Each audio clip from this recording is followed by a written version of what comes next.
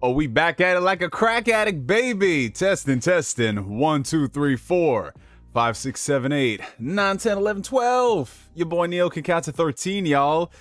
Can you all see me? Most importantly, and oh man, I thought I'd be rusty saying this, but most importantly, can you all hear me?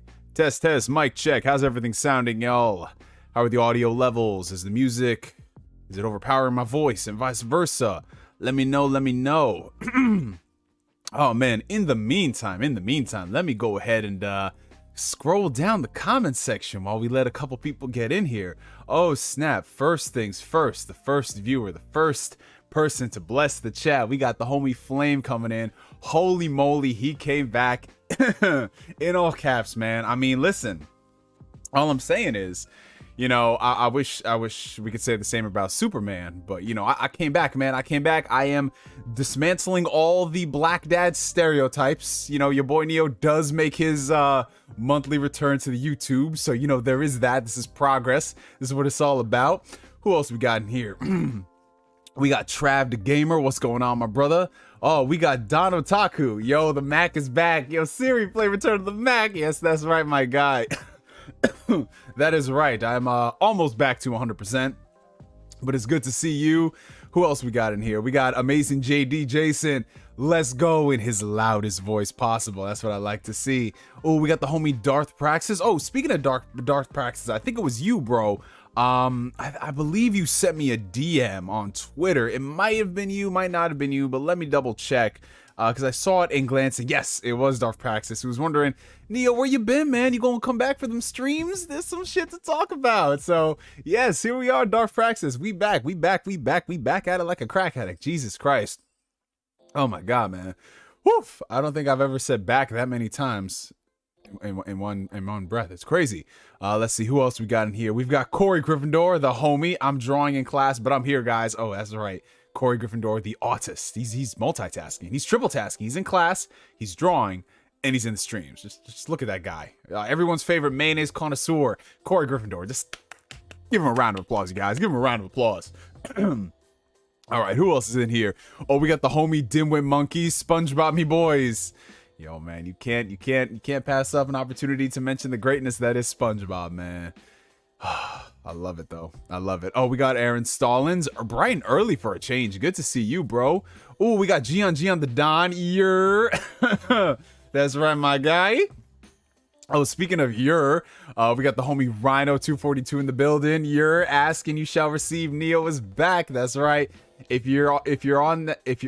can't even what? Too many comments, holy shit. If you're on, hit that motherfucking like button. Yes, I appreciate that, you guys. If you're watching the stream, make sure you hit that like button. Helps out the channel tremendously. Oh, and then we got the homie Atlanta in the chat, aka Matthew. Hello, hello. Well, hello to you, my friend. Hope all's well with you. And if I remember correctly, I think you're about to be graduating here in a little bit, right? Because it is graduation season. We're coming up on, you know, that time of the year. So if you guys are graduating, whether it's from high school, whether it's from college, whether it's from graduate school, whether it's from trade school, or what have you, if you have a graduation happening, or if you've just completed something amazing in your life, congratulations. It's been a long time since I could say that to y'all, and it feels so good. All right. Ooh, man. Oh, shit. Everyone pulling up tonight. Holy shit. It's good to see you guys. All right. So we have a couple of like big notable things to talk about today. So I'm gonna try my best to speed through a couple of things. So first things first, I want to shout out each and every one of the members for the channel who have been sending in all their support recently, in addition to on the stream today. And I believe we just got a brand new member who joined before the stream even went live. I got a notification for it. I believe it was Justin March. Let me double check it. If you're watching, Justin, just know that I've seen your notification pop up, and I thank you for the support. So Don Otaku has been a member of the Phantom Weirdos for the past 12 months. I'm in the middle of working. I do door to door now, so I might not be caught up with the stream later on. Just want to show some love though. I appreciate you, my guy. Thank you so much. I mean, you've been Don Otaku, let's be real. You've been acting a little reckless on Twitter. You know what I'm saying? Like, Neo takes a break from YouTube, and that's your go ahead to start acting reckless on Twitter. That's how it is, man. But I just want you to know that I've seen you acting reckless, man. And it will not go unnoticed. That's all I can say. All right, let's see who else is in here. We got Kez in the chat. Hype. Yes, sir. In all caps, Kez. In all caps. Let's see. We got HD Boom Bap. What's going on, my brother? Again, shout out to Flame, who's been a member for 10 months of the Phantom Weirdos. Man, y'all don't even know how bad that Starfield and Redfall delay was. It made Neo go into hiding for a month, but now our glorious man is back. Yo, listen, there's a whole reason. I mean, and I guess you guys can kind of hear it from my voice. But there was a reason why I haven't been doing any streams for like the last 3 weeks, almost a month or so. But we'll touch more on that in a little bit. Oh, we got the homie Bryce in the chat, a king and a lord and a savior. Shout out to you, Bryce. It's good seeing you, bro. Always having me up. Oh shit, we got the homie NKDN182 in the chat. What up, what up, what up? We got PS Rewind. We got Pissed Pie. Hopefully you didn't piss on anyone's pies today, but that is your name, so I wouldn't be surprised if you did. We got Gavin in the chat. Oh, the homie GC Plugs Bobby with the $5 super chat. Thank you, my brother. Woo, welcome back, bro. Yes, it is good. It is good to be back. It is good to be back, you guys. I've missed this shit.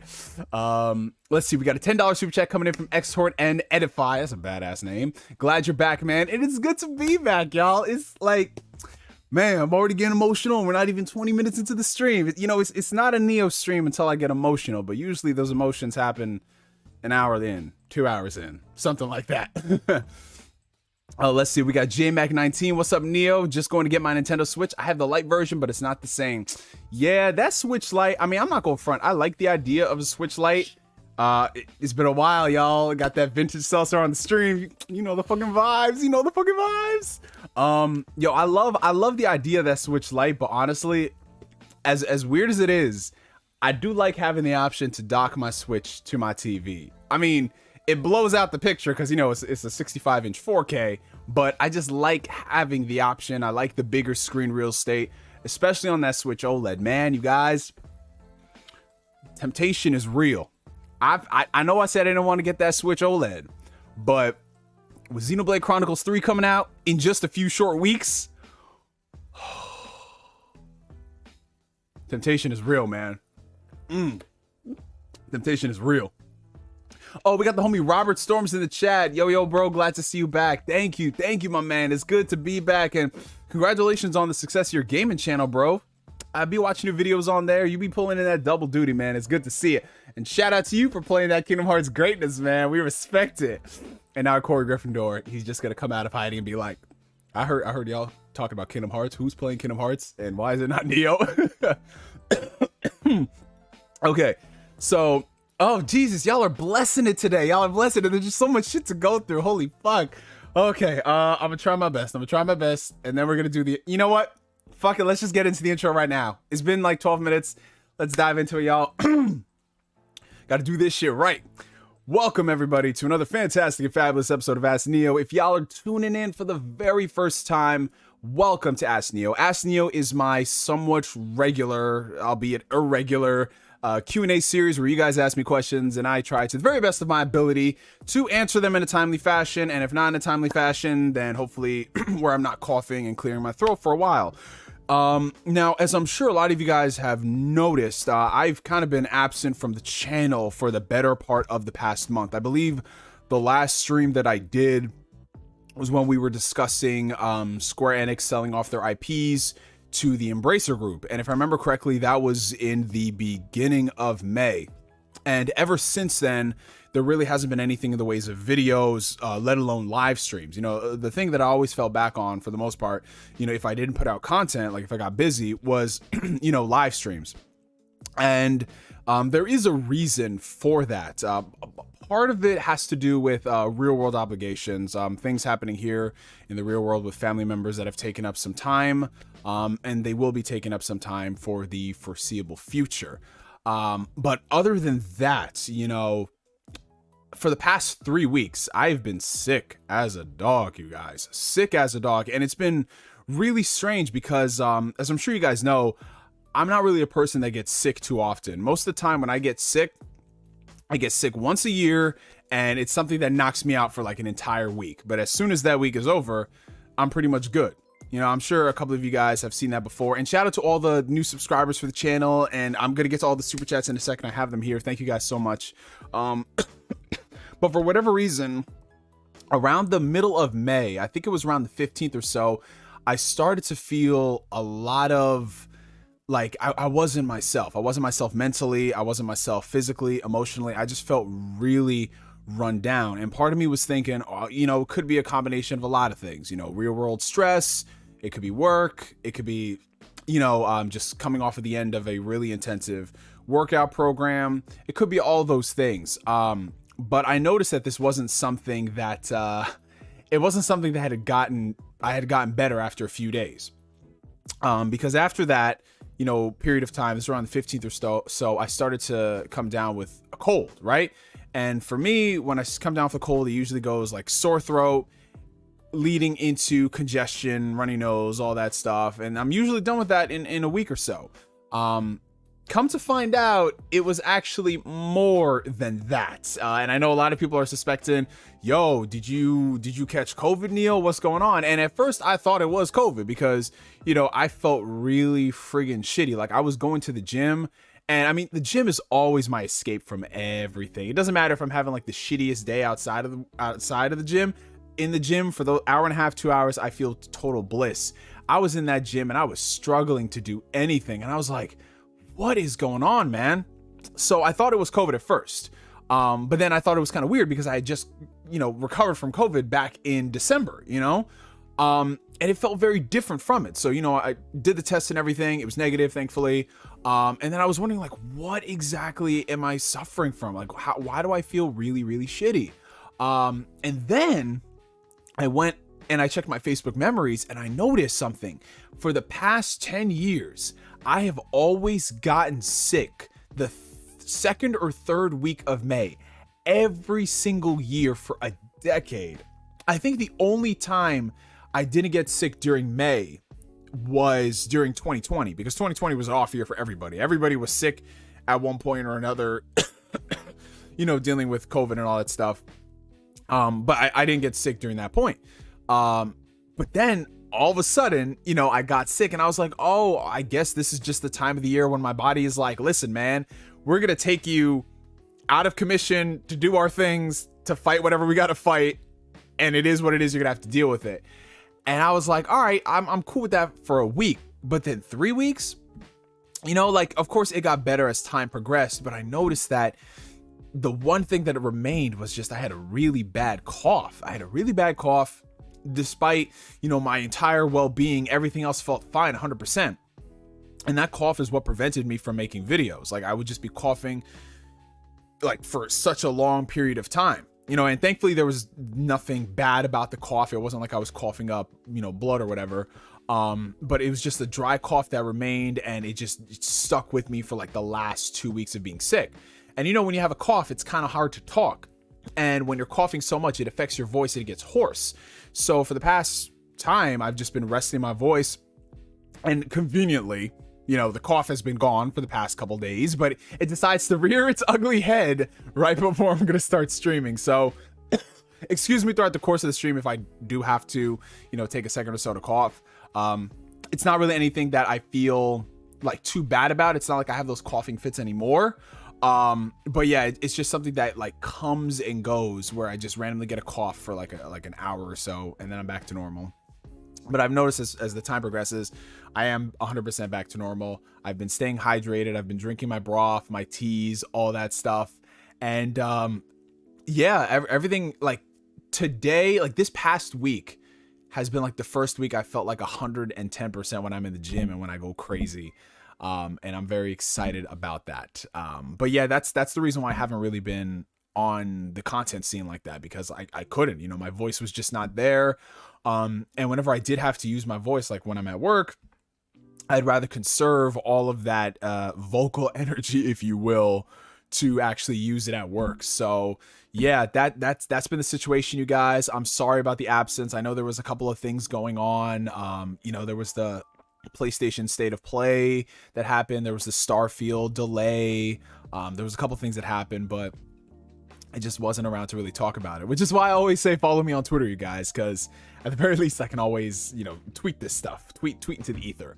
But yeah, we are back at it like a crack addict, full force with content production. I've got a video that is going to be dropping on Thursday talking about my predictions for this Xbox Bethesda, not E3 showcase.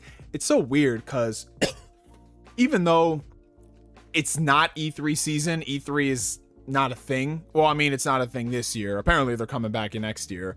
It still feels kind of strange to call these events things that aren't related to E3. Like I would not be surprised if throughout the course of the video, when I record it tomorrow, I say that, yeah, the Xbox Bethesda E3 showcase or something, because that's just how I feel, man. E3 has been ingrained in my brain since I've been a child, so it's gonna take some like reprogramming to get it out. And I'm just saying, like, Summer Games Fest doesn't really roll off the tongue as well. But yeah. So now that we've gotten all that, literally the mandatory health warning out of the way, I just want to say thank you guys. Thank you so much, everybody, for checking in, for sending DMs, wondering where I've been, for all the kind words in the comment section tonight. Isn't it so friggin' weird though? Because since we haven't really done a lot of streams since daylight savings hit, dude, it's like 6:30 and the sun is still out. It's freaking crazy, man. I love it. I'm a summer baby, as you guys know. I was born in July, and I love the summer season. I don't like the humidity of the summer season, as you can see. I'm already starting to perspire a bit. But you know, that's why you got AC. That's why you got AC. Where, I mean, it's not like it's hot yet, but when you're in a place that it's got lights and it's like, I don't know about y'all, but I don't really turn on my AC unless it's in the high 70s. It's in the low 70s right now, but with the lights, it feels like the high 70s. Anakin, I got the high ground. That's why I'm sweating. But yeah, thank you guys for the support as always. In terms of content rolling out for the week, like I said, Thursday I've got my E3 Bethesda predictions video, and also Thursday, if the cards align, Gabe and I might be coming back and doing the Sweaty Cast podcast, so that'll be a lot of fun. And I'm trying to see if I can go ahead and get this Sunday off from work for the Bethesda showcase. It's kind of been a little weird at my job recently about requesting Sundays off because, you know, with how everything is, everybody's short-staffed everywhere. So it's kind of like, oh, we might need you Sundays, and then some Sundays we don't need you, and it's like, yeah, you would schedule me this Sunday. Interesting. But yeah, if I can get that Sunday off, I'll definitely stream it. But if I'm not able to get that Sunday off to stream it, then you guys can expect a video. It probably won't be up till Monday, because if I'm working all day Sunday, the earliest I can record it is like Monday afternoon, and then once I record that and then edit it, it'll come out Monday evening. But either way, there will be content going up on the channel. There's a lot of stuff happening, and on the days where I don't have any work, or if the cards align, I'll probably be streaming some of the showcases, because I know there's a couple of them happening. Definitely not as much as last year, but there are some interesting things going on. So with that said, oh my God, with that said, let me go ahead and get back to some of these super chats. Again, thank you guys so much for all the super chat support. $5 from Don Otaku. Damn, I was so happy and surprised Neo came back that I forgot to make a Mayo joke. Hey, listen, man, you can go ahead and make all the Mayo jokes you want. Your boy Neo is a Mayo connoisseur, and I'm very proud of that. But unlike you, Don Otaku, I eat the real good stuff. I don't eat no Hellman's no Hellman's mayo, no soybean oil mayo, man. We get that good shit, bro. Oh, and shout out to the homie Amazing JD, who upgraded his membership to Spear Detective. Thank you so much for that, Jason. You are the best, my guy. Let's see. And shout out to everyone who's been joining in between. We got Delusions of Grandeur. I still love that name. We got Jigga J in the chat, Royal Blue 15, Kermit the Frog. We got J Redux. Shout out to everybody. I'm still making my way down. $2 super chat from JD Gamer. NGS back in the house. Yes, sir. Yes, sir. $4.99 from John McKinney, the homie.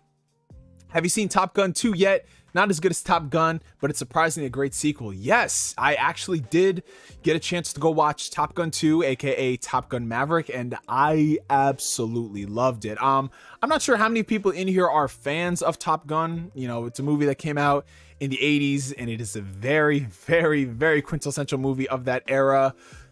And you don't really see too many fans of it because it's like one of those films where you kind of had to be into it to love it. There's a lot of people out there who either love Top Gun or they just don't care for Top Gun.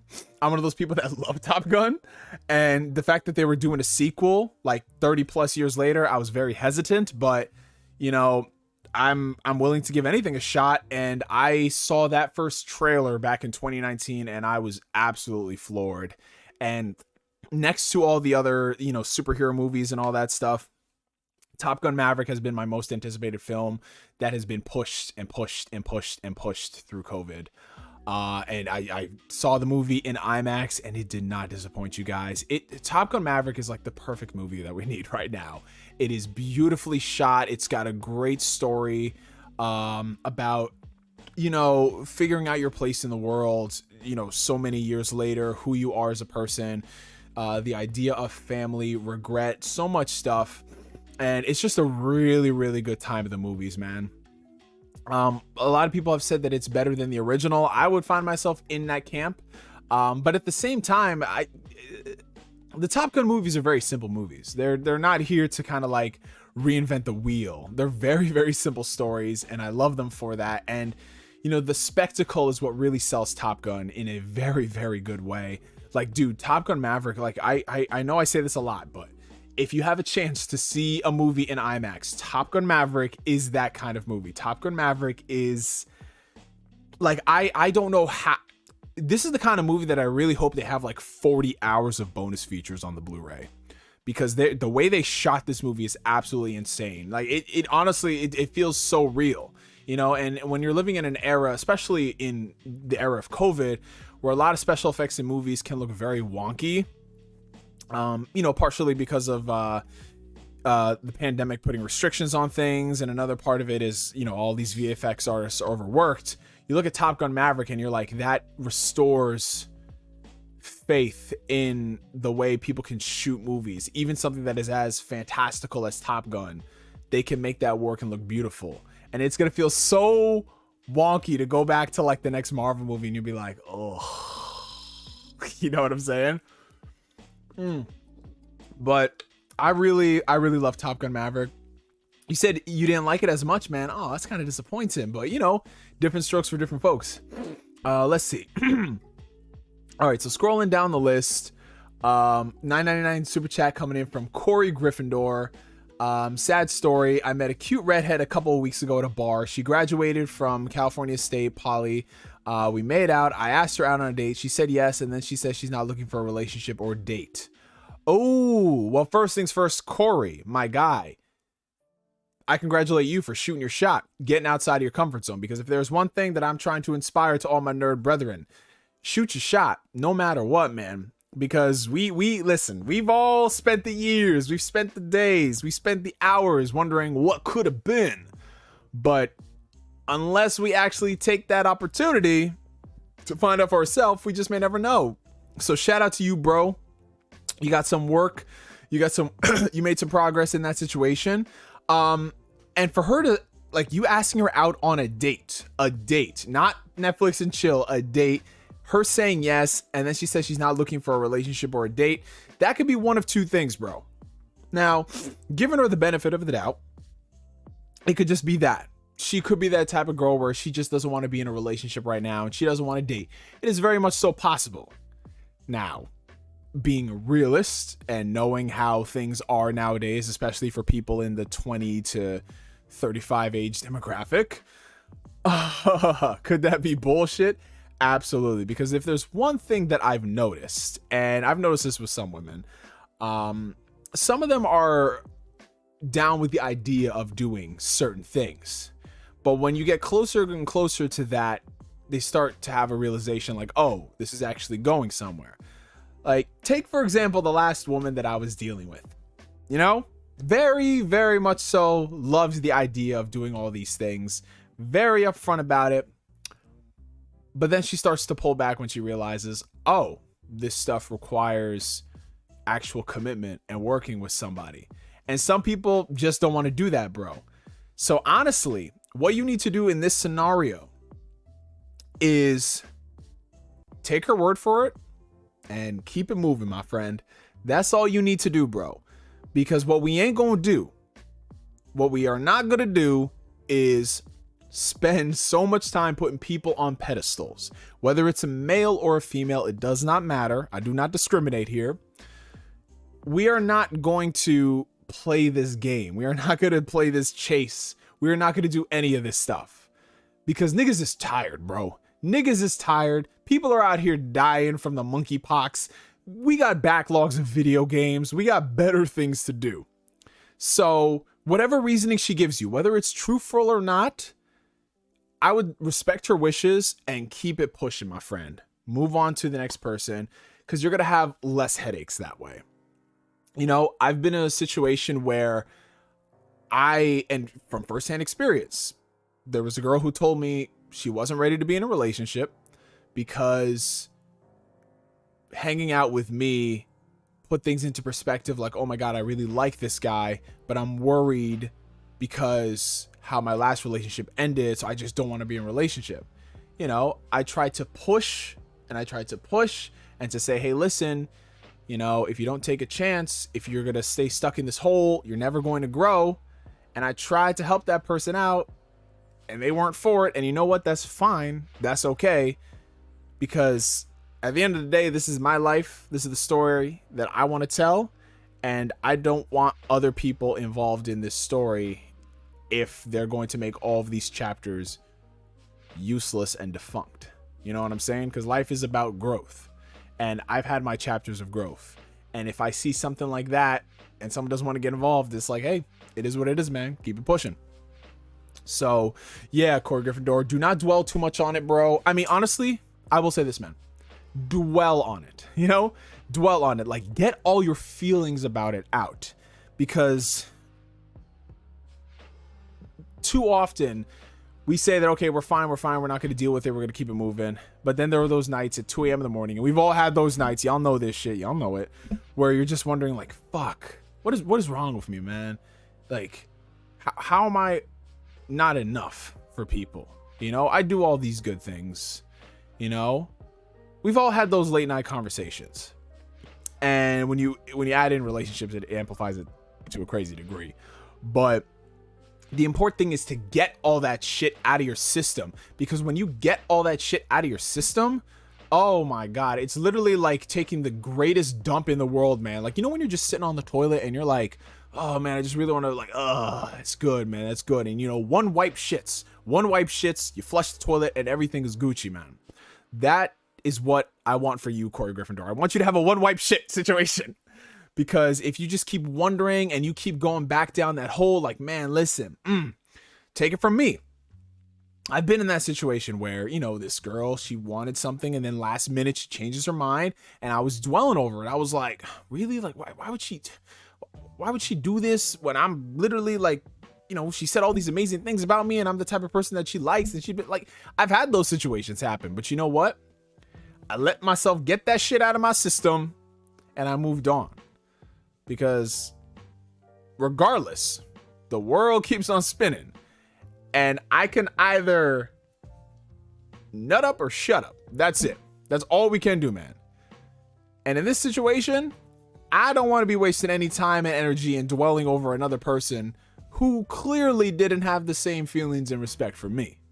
That's it, man. That's it. But more power to you, my guy. Keep it pushing, bro. Okay. Oh, shout out to Cold, who's in the chat. Shout out to Carl in the chat. Shout out to Studio P. You came back before Tagashi Neo. All is forgiven. Oh man, Studio P. Oh man, that's true though. I still did come back. You're right. We got Sterling in the chat. We got Michael Wells, Dylan Collins. Shout out to everybody. We got Trapped in My Psych. Bullet Freaks Gaming Corner. What's up?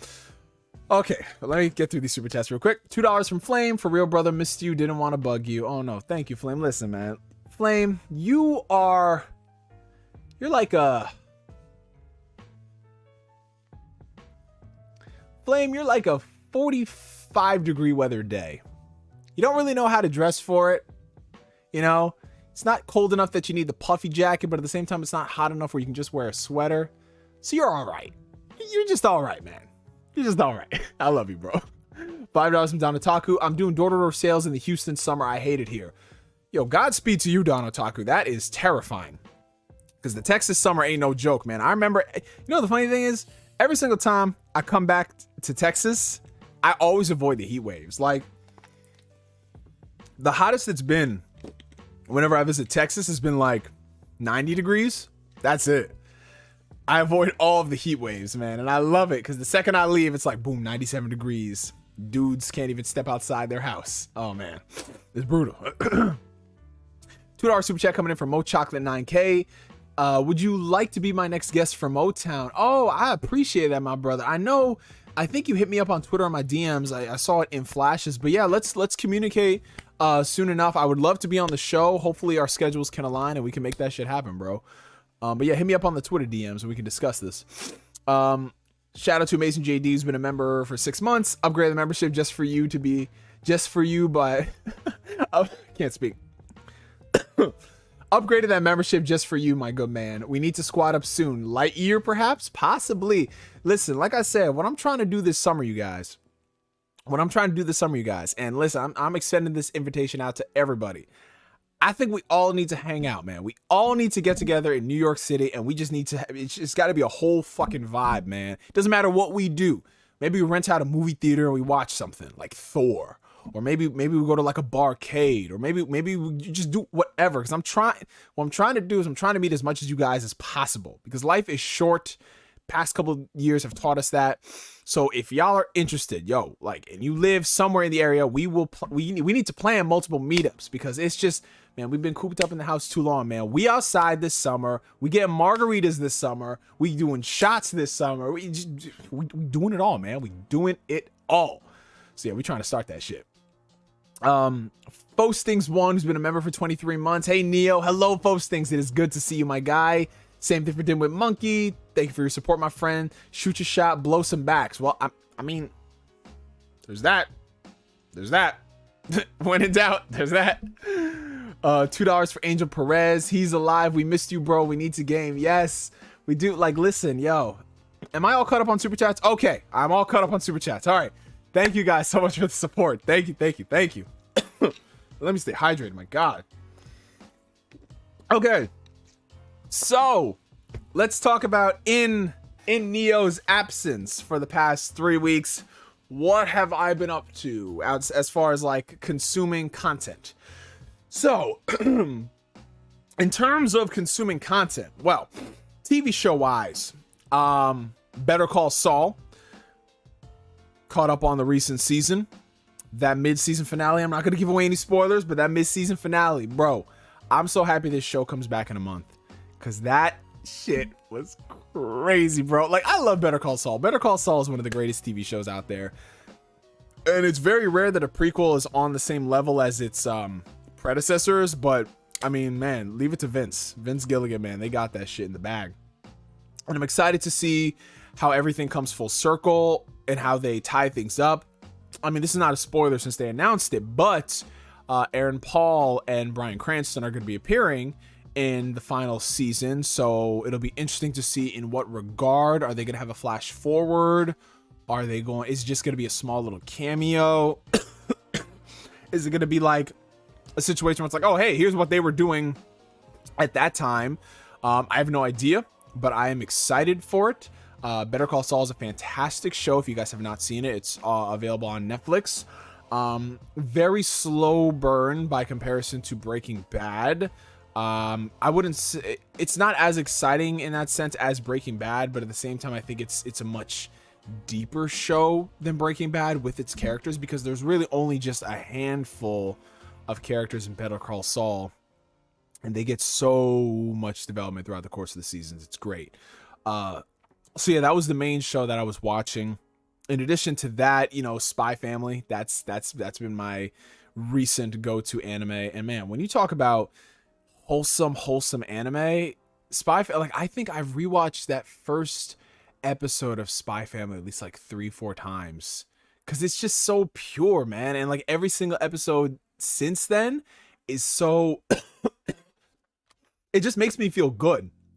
It makes me feel really, really good. So loving the crap out of that.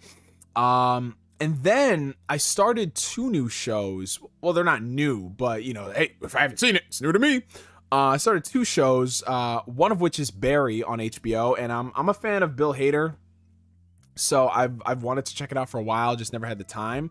But I started that, really digging it. I'm like 5-6 episodes into the first season. It's not what I expected going into it. It's like, it's a dramedy, you know what I'm saying? So it's very much so a drama that's got comedic elements, but in some cases they lean more towards the drama, which is very rare for a comic like Bill Hader. You know what I'm saying? Like when you see like Bill Hader in the movies he's done, and then you see him do something like Barry, it's like, wow, man. So Barry is fantastic, and I can't wait to continue further on in that show. That's the benefit about having a lot of shows banked up in a backlog, because you could just binge them all. You know what I'm saying?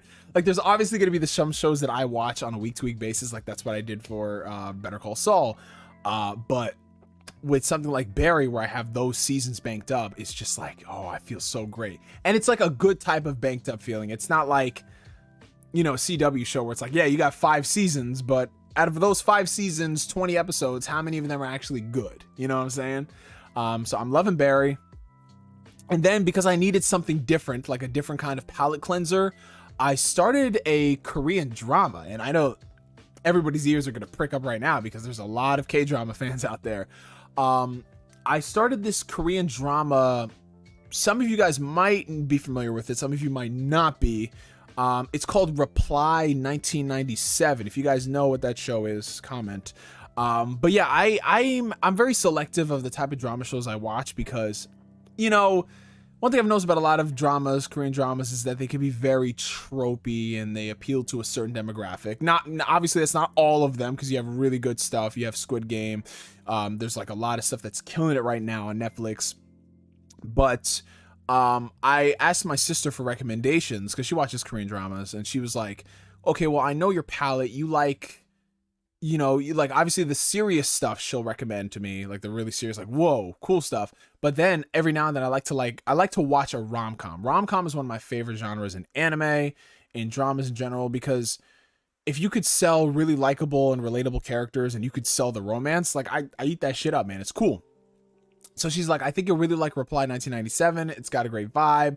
And it's got a nice romance element to it. So I was like, okay, cool. So I started that. I'm like 4 episodes into it. Really like the vibes. And yeah, man, I'm probably going to, after I finish that, there's like a ton of Korean dramas that I gotta watch on Netflix. There's so many of them, man. So many.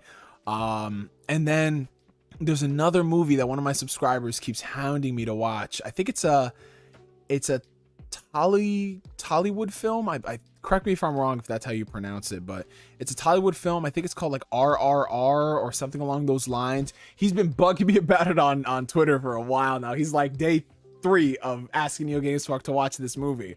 And I don't even know anything about it, but he says it's really good. So if anything, I'll probably just watch it after this stream and see what it's all about. But yeah, that's what I've been doing as far as consuming content. Of course, you know, watching Obi-Wan Kenobi as well, which I want to speak on Obi-Wan when my voice isn't kind of hoarse.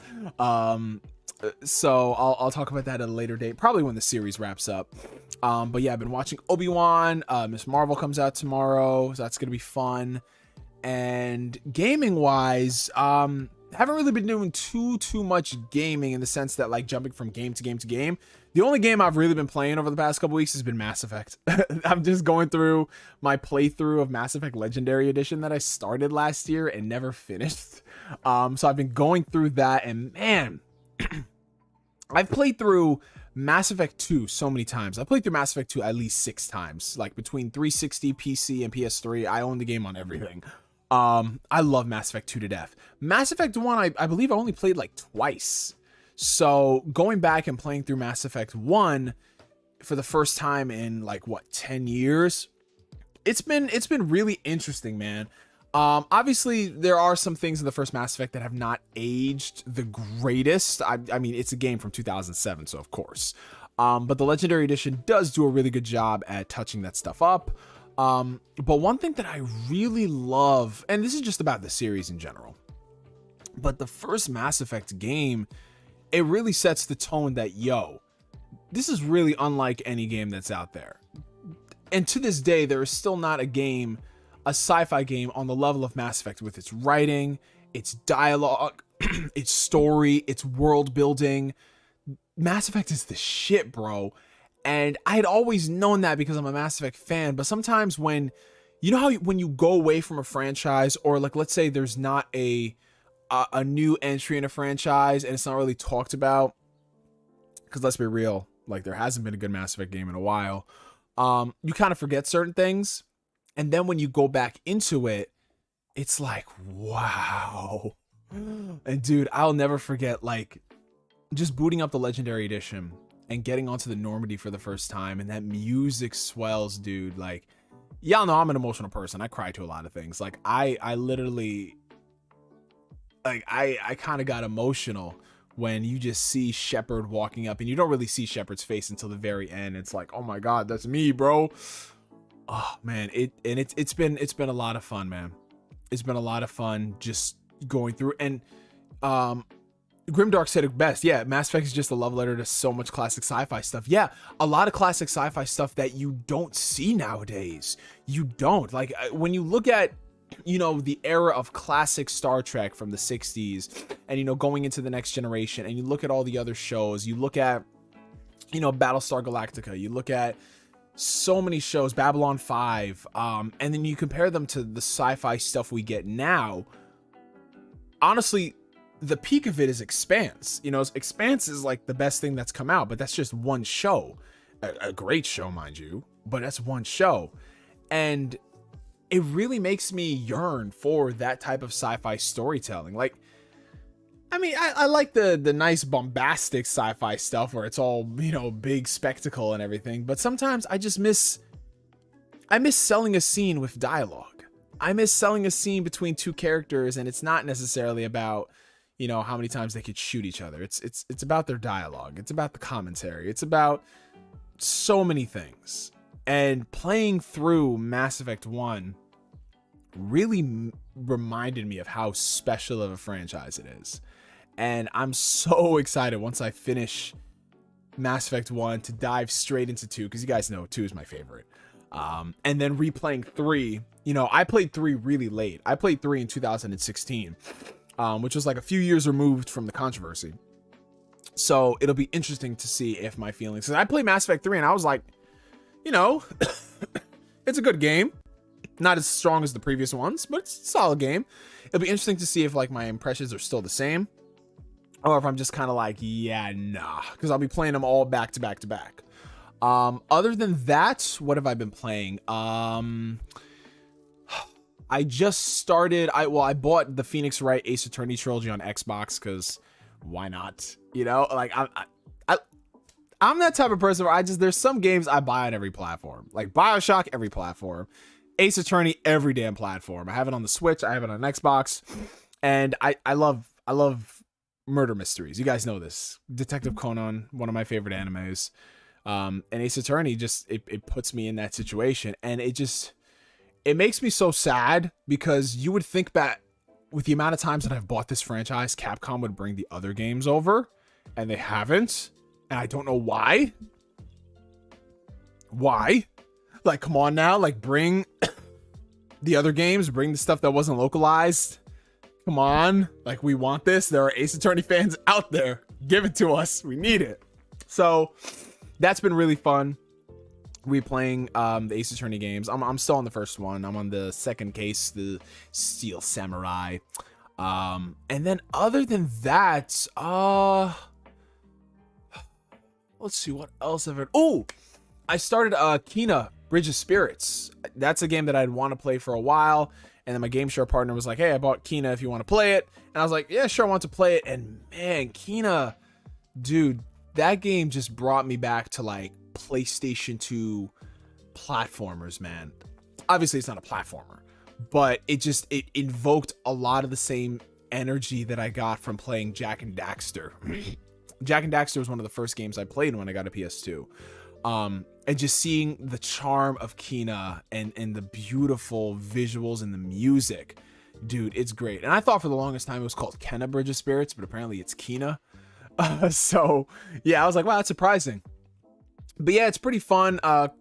Combat wise, I'm not really feeling too challenged. I'm playing it on the second highest difficulty, which I think is the normal difficulty. But I remember a lot of people were saying like, yeah, it's such a challenging game, blah, blah, blah. But maybe that's only on the hardest difficulty. So we'll see about that. Maybe I'll do like a second playthrough or something. But yeah, I'm having a lot of fun with that one. Almost halfway through the game. So it shouldn't take me that much longer. I think it's around like 10 hours or so. But yeah, that's what I've been playing, man. Kena Bridge of Spirits, Ace Attorney Collection, and Mass Effect 1. And some point in the next couple of weeks, I'm gonna start Assassin's Creed Origins because everybody is like, you need to play the game. It's on Game Pass. It's 60 frames per second. And you know that's what I do, man. I'm just a sheep, and I just bah to whatever you guys want. But I have heard from some people that Assassin's Creed Origins is like the last good old school Assassin's Creed game, or at least an Assassin's Creed game cut from the older cloth versus what they started to do in Odyssey and Valhalla. Which, honest to God, I gave both of those games a shot. Odyssey, I put a few hours into it, and then it just got too overwhelming. Valhalla, I opened that game up, and I was like, what the fuck? Like, I looked at that map, I was like, I'm good. I'm straight, bro. But yeah, so Assassin's Creed Origins will probably be the next game I play after I finish up Kena. But yeah, you guys, man, it's good to see everybody. So like I said, Grimdark was here. Shout out to Grimdark. Good to see you, bro. Film Lover 134, Jay Ransom. Let's see. We got Shadow King in the chat. James Lewis. Asbel Lant. What's up, Asbel? But yeah, y'all go ahead and ask a couple questions. I'm gonna go ahead and go through some of the ones that I just missed. Are you gonna touch the cursed Mass Effect game? I assume you're talking about Mass Effect Andromeda. You know, honestly, I was thinking about it. Because, you know, I'm going through 1, 2, and 3 again. What better time than now to just get it out of the way and say that I actually played it? You know what I'm saying? It's been a few years. It's probably been patched. I don't think it's going to be a good game, but, you know, it's worth checking out. We'll see. And it's on Game Pass, so listen, it's free 99, baby. So the only thing I think I'll really be sacrificing is my time, and that's something I don't want to do. But if it's one of those, you know, it kind of makes it hard too, because Mass Effect is one of those games where bare minimum I put like 30, 40, 50 hours into it. Like every single one of my Mass Effect 2 playthroughs, tons of hours. And if I'm going through Andromeda and all that stuff is just not engaging, I'll probably end up dropping it. So why would I force myself? Because it's easy to force yourself through a 10-hour game. But if it's like a 20, 30, 40-hour game, I don't know. Let's see. You should touch it just because the combat is so good. The story, though, I sleep. Yeah, I've heard the combat is like the best of all of Mass Effect, but that's not why we play Mass Effect, you know what I'm saying? Because, man, that Mass Effect 1 combat is still clunky, bro. It's just you run up to a wall and you press the stick, and you don't press the stick, you shift the stick forward, it goes into cover rather than pressing A. Man. Oh, what's going on, Obi? Good to see you. So many games to play, so little time. Life of a Game Pass gamer. Yeah, I mean, that's one of the benefits of Game Pass, you know? There's always something to play. Even if it's something you're not interested in. Like, there's some games that come out that I just miss because I'm not paying attention to. Like Young Souls, for example. The homie Jack Move Johnny was talking about it for a while. I downloaded it. I'm playing it. And it's actually a lot of fun. Good sense of humor, too. Andromeda's romance scenes are basically softcore. And that is why we don't play the game. Because we're not here for the softcore stuff. We need that hardcore alien action. Let's see. Yes, Top Gun Maverick was fantastic. I loved it. Have you seen the masterpiece that is Prisoners? You know, it's one of the shows that's on my list, man. It's on my list, man. I think I've seen the first episode, but like, obviously you can't say like, yeah, I've seen the show, but it's on the list, bro. No, wait, no. I'm thinking of Prison Break, not Prisoners. Prison Break. That's the show I saw the first episode of. Prison Break, Prisoners. I don't even know what is Prisoners. Uber, stop sending me emails. They're trying to get me to order food, man. Prisoners. I was thinking of Prison Break, the show. Prisoners is a movie. Yeah, I can't say that I've actually seen this then. I was thinking of oh, it's a Denis Villeneuve movie. Oh, okay. All right. I have not seen that. Out of his catalog, I've seen only a couple of movies. Obviously Dune, obviously Blade Runner, obviously Arrival, Sicario. I haven't seen Prisoner. Like, there's just so many things, guys. There's so many things on my list, bro. Like, if I showed you guys like my freaking notepad of things that I want to watch that are on streaming, and things that I want to buy that are on 4K, and then things that are like not available on Blu-ray for whatever reason, it's ridiculous. My God. Prisoners is considered his best movie. Oh shit. Let me add that to the list then. All right.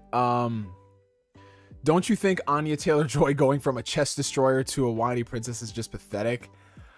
I mean, I just call that versatility as an actress, that she can play multiple roles. You know what I'm saying?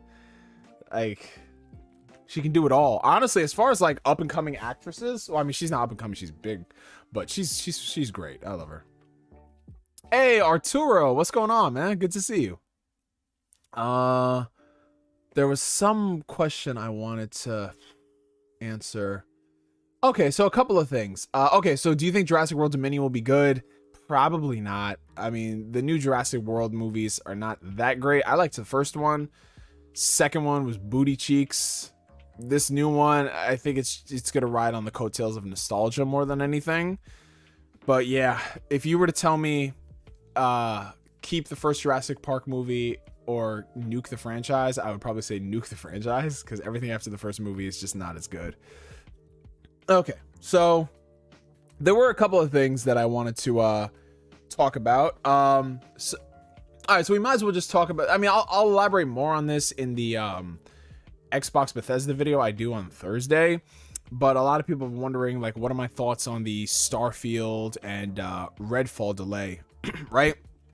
Now, mind you, this is kind of an old topic, considering it was it happened a few weeks ago, but you know, I didn't do a video on it. But overall, I mean, obviously, if a delay is going to be for the betterment of a game, then by all means delay the game, because 9 times out of 10 games that are delayed usually end up becoming better products. That isn't always the case. I mean, Cyberpunk, and there's so many other examples, but as a general rule of thumb, yeah. So when you're looking at games like that, in the case of Redfall, I had already thought that something was looking very suspicious about that game, because they had announced it and we were coming up on when we were supposed to have the game released. They said it was coming out summer 2022, right? They announced it June 2021. So we were in May 2022, and we hadn't even seen a lick of official gameplay. Nothing. So I had a feeling at the very least they'd probably push it to the fall season, but then pushing it into 2023 was not surprising at all. I mean, when you don't see anything about the game and they don't even talk about it, it's like, yeah, it's probably not coming out. But to delay it almost a full year, that's crazy. Starfield, on the other hand, again, you can apply the same logic to Redfall. Oh, and shout out to Leon Mikas for the 279 Canadian. How are you doing, sexy mofo? I'm doing good, man. I'm doing good. Just getting over the last of this this cold sickness, whatever I had over the past couple weeks. So that's why my voice is kind of whatever. But appreciate the love, man. Thank you. But in the case of Starfield, like, here's the thing. Out of all the games that I personally thought,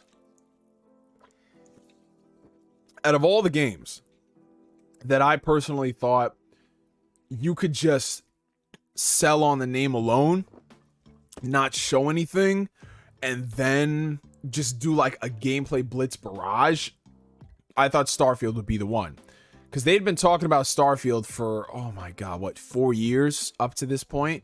4 years of Starfield is this expansive game. Starfield's going to change your life. Todd Howard, like, you know, like hyping it up to a crazy degree. No gameplay over the past 4 years. So I was thinking to myself, all right, you know, Bethesda's got some big balls. You know what I'm saying? That's what the B in Bethesda stands for. They hyping this game up. They better nut up or shut up, right? And we're getting closer and closer to the showcase, and everyone's saying, oh, it's going to be all about Starfield, man. This is where you're going to see all the footage. It's going to be this year. And then they delay it to 2023. And I'm not going to lie, guys. That fucking stung. That hurt. Because it basically, all of our... If that wasn't a reminder that you should never trust things based off of the name alone without seeing anything tangible, then I don't know what is. Because we had to hear for the longest time that, oh, Starfield is this, Starfield is that, Starfield is going to cure world hunger and all that stuff. And then they delay it. Now, I'm not saying that it being delayed is a bad thing, because it isn't, you know, because I'd much rather a Bethesda game come out working competently than not. And for Bethesda being acquired by Microsoft, they really need this game to be a success, because this is going to be their first big game they launch post-acquisition. And when you look at it from a bigger picture, Xbox needs a W, bro. Xbox needs a W. Now, the Series X, fantastic console. You guys know the Series X is my preferred platform. I play all my multiplats on it. I love the features. I love Xbox Anywhere. I love the cloud stuff. I love it. It's great. But there ain't been shit to play on the Series X that I could just confidently look at it and be like, yo, you are the next gen console, man. That's not saying that there aren't games to play. Don't get it twisted. But when you look over at PlayStation, and even though PlayStation did do some fook shit with saying that these are powered by PS5, but they're on PS4, you look at the games that are on PS5 and you're like, that looks amazing. How do you do this? And you look over on Xbox and it's like, delayed, nothing for the launch, Halo Infinite. And it makes me sad, because I want Xbox to win. I want to get excited. So Starfield getting delayed is like a temporary, like, ugh, you hit me in my core. But it's going to be for the betterment of the game. And when we see it in its final form, I'm sure it'll be much better. But I ain't gonna front. I do think that the first half, not even, well, technically it's going to be like the first half by the time all these games come out. The first half of this generation has kind of been Xbox fumbling the bag to an extent, because it's not like they're doing all the wrong things. It's just that they aren't giving us stuff to play that really says, hey, this is the Xbox experience. The only thing that they've been giving us is like features and Game Pass, which is cool. I love Game Pass. Game Pass is the shit. But when you don't give me new stuff on Game Pass that is warranted, that is something I can only get on your ecosystem, I feel some type of way. And Starfield and Redfall were going to be two games in already dry 2022 for Xbox that I was excited for. And now, I'm not saying that this showcase isn't going to give us stuff to play in 2022, because fingers crossed, you know, they come out with some stuff. There are rumors about a a Marcus Phoenix collection. There are rumors that the new Forza might hit, Forza Motorsport. But still, like, if Forza is their big game for the holiday season, if it comes out this year, that's the second year in a row. That's the second year in a row they're pimping out Forza. Like, there's nothing else. Like, that's what makes me kind of sad, bro. Because all of this stuff about Game Pass and day-and-date drops, and every now and then they put something cool like Danganronpa, that stuff is just like icing on the cake, when the main cake should be the new games. And 2022 has just not been a great year for Xbox in that regard. Not even for day-and-date releases, like new big stuff. Like, compared to last year, Outriders was day and date, and sure, that game had issues, but still, that was a big, you know, like, wow, okay. And then you had MLB The Show, and then this year it's like, oh, okay, MLB The Show, Tunic, Trek to Yomi. I mean, I'm not discrediting those games, but come on now, you know? So, yeah, I'm not gonna lie. I am kind of disappointed. It's not something I'm really like bent out of shape over though. I'm not gonna sell my Xbox because they delayed it to next year. Like, no, it's stupid. But it is kind of sad that it's just we're still back in the same Xbox wheelhouse of waiting. And how long do we gotta wait for all this stuff, man? I know game development is hard. I know the pandemic exacerbated that, but I don't know, man. We're going into year 3. We're going into year 3 of the Series X, which is weird to say, man. It's weird to say. And I don't know, man. It's kind of sad. What's up, Mexican Zoidberg? But yeah, those are my thoughts on the whole situation with Redfall and Starfield getting delayed. All I'm saying is that the gameplay better impress, and fingers crossed that this showcase actually gives us stuff to play sooner rather than later. Because, man, I mean, like, realistically, what could they do to make the holiday season exciting? Because they already delayed their biggest game, which was supposed to be Starfield. Starfield is like, that was going to be it. Now, what could they put out? Like, I don't think it's going to be anything else, man. Like, what do they got? They got, what, the Mexican... I'm about to say, I looked at Mexican Zoidberg's name. They got the Marcus Phoenix collection, which is rumored to be like remasters of the first 3 games. Finally put them on PC 2 and 3. Forza Motorsport, maybe some Game Pass day and date stuff. Like, but honestly, like, what big game could they put day and date on Game Pass that'll make people go, wow? Like, there's rumors of Madden coming to Game Pass. Cool, I guess, but that's only one demographic. Like, what else would they put? Gotham Knights, Hogwarts Legacy, but would they? How much money would they really have to front, especially for a game like Hogwarts Legacy, which has the potential to be like a 10 million plus selling game, you know, because of the Harry Potter IP, and everything else has gotten delayed. I don't think any of the stuff that they showed off last year is really gonna hit. All that stuff is looking like 2023, 2024, and beyond.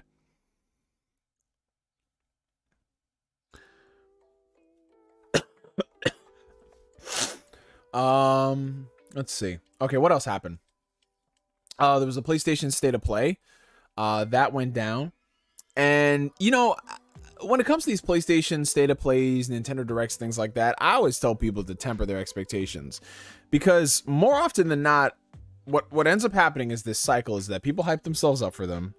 They expect everything in the world is going to happen. They think they're going to announce the sequel to Sex 2 Electric Boogaloo. And it never happens, right? So what I always tell people is if you could walk away from these showcases with like 1 or 2 really good announcements, then I think it was a decent showcase. This State of Play, though, I actually really enjoyed because I walked away thoroughly excited for a lot of the stuff. Like Street Fighter 6, them debuting like proper footage for the first time. I'm not big into fighting games, as you guys know. But for the people I know who are, Street Fighter 6 looks fantastic. Fingers crossed that they don't launch it in the same state that they did with 5, with all the piecemeal content and all that. But I think this is a different Capcom. They've been doing very well with all their other games, from Devil May Cry to Monster Hunter. So if they can get the fighting game division back up and running, I think that'll be good. Resident Evil 4 Remake, like, dude. Like, and that's the thing. I'm one of those people that thinks that Resident Evil 4, it didn't deserve a remake because they've already remastered it so many times. But if the remake is quality, of course I'm going to play the game. And it seems like they might start doing some interesting things to spruce it up. Maybe, you know, do some different stuff. Either way, I'm excited to play that because the team that did the RE2 remake is working on this. Fantastic. What else was in the showcase? We had... we got a release date for Stray, Cat Lovers Unite. That's coming out, I believe, in July. We had some salts because Spider-Man Miles Morales and Spider-Man Remastered are going to be coming to PC this fall. Well, Remastered is coming in August and Miles Morales is later on. And that's prompted a lot of people to be like, nope, nope, nope, I don't like this Sony strategy, blah, blah, blah. And what I got to tell to some people about this whole situation is the writing is on the wall, man. You think that PlayStation is going to ignore the lucrative nature that is PC? Like, the thing a lot of people don't realize is that we're getting to the point, whether people like it or not, where things where games themselves are becoming a platform, right? It's not necessarily about the box that they're on, but it's how many people can you reach. And the most successful games that come out, bar legacy titles like Nintendo that just sell like crazy, all the most successful games are multi-platform. So of course PlayStation, they're gonna dip their toe in the water. They're not gonna go full day and date like Microsoft, but they're gonna dip their toe, put out a couple of games here and there, you know, a couple of releases a year. And from their sales reports, the games have been making money. Some people look at that and they're like, oh no, but they're not selling as much as they did on consoles. Well, they don't really need to, because they're porting games that have already been made. And the cost to port a game is exponentially cheaper by comparison to developing it. So all they really have to do is dedicate a handful of people to properly port the game, spruce it up, give it some PC features, you know, things that you couldn't do on the original release. And the games have been selling and probably paying back their dividends. Why do you think Sony went ahead and bought Nixxes, a company that specializes in PC ports? They've been porting all the Square Enix games. And look who's porting Spider-Man Remastered, Nixxes. So yeah, this year alone, we've had God of War come out on PC. The Uncharted collection, The Legacy of Thieves, is supposed to launch at some point. We don't know when. There are rumors about Returnal and Sackboy coming to PC. And of course, you know, the Spider-Man games. PlayStation isn't slowing down. I wouldn't be surprised if the next big batch of games they put out are Last of Us. I wouldn't be surprised if whenever that TV show drops, whenever Factions multiplayer is announced, that's when we're going to hear about a PC announcement. Everything just makes sense. You line it up. So some people are going to be disappointed at this because they feel that it devalues their console's box. I don't look at it that way, because even though I got a gaming PC, I still play things on my consoles. Why? Because I've been a console gamer my whole life, and that is my preferred way to play games. I don't like lugging my PC around to different areas and plugging it up into my TV. I like having my PC as my workstation that can occasionally, I can game and I can do some things here and there, which is why I like the Xbox ecosystem so much. I can start a game here, chill with my friends playing on PC, and then if I want to go downstairs and play it on the console, I can. To the same degree, PlayStation gamers, they don't lose anything from their games that have been exclusive for years. Those games coming out on PC, it doesn't change anything about it, right?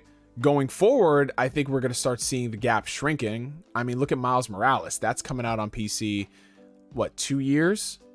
Compared to like Horizon, which was 3 years. Days Gone was 3 years. God of War was 4 years. And Uncharted, it was like 4 or 5 years, a little longer maybe. But yeah, the gap is going to shrink in that respect, especially for the smaller titles like Returnal. Returnal came out last year. I wouldn't be surprised if, you know, we get Returnal at the end of the year or maybe next year, you know? So you can still play the games, you can enjoy them, and you can get them first on your PlayStation console, but they're going to be on PC at some point, and that's fine. You know, for game preservation's sake, it's good that it's on PC versus just a console. And the mod scenes and the potential from there, it's going to be great. And at the end of the day, more people having access to play the games is not bad for the game. I would love if Nintendo put out Xenoblade on PC. Like, screw putting it on PlayStation or Xbox. Put it on PC, because we can finally get a Xenoblade game that runs at higher than 372p, 22 frames per second. Like, I'm so excited for Xenoblade Chronicles 3, but my Switch might explode trying to play that game. So, yeah, I'm not too bummed out about Spider-Man coming to PC, just like I wasn't bummed out about God of War or Days Gone or Horizon, because it is what it is, man. Like, let these developers make money and let PlayStation do their strategy, you know? Like, ooh, they launched God of War on PC. People play that, they love it, and then they see God of War Ragnarok. Some people Not all PC gamers, but some might be like, let me buy a PlayStation. If I'm not going to get Ragnarok for 2 years, let me do that. Some might do that. And that's what Sony's banking on. But yeah, PC is just, it is what it is, man. It is what it is. Just put everything on the PC, because you're going to be able to reach so many more gamers than just having a console.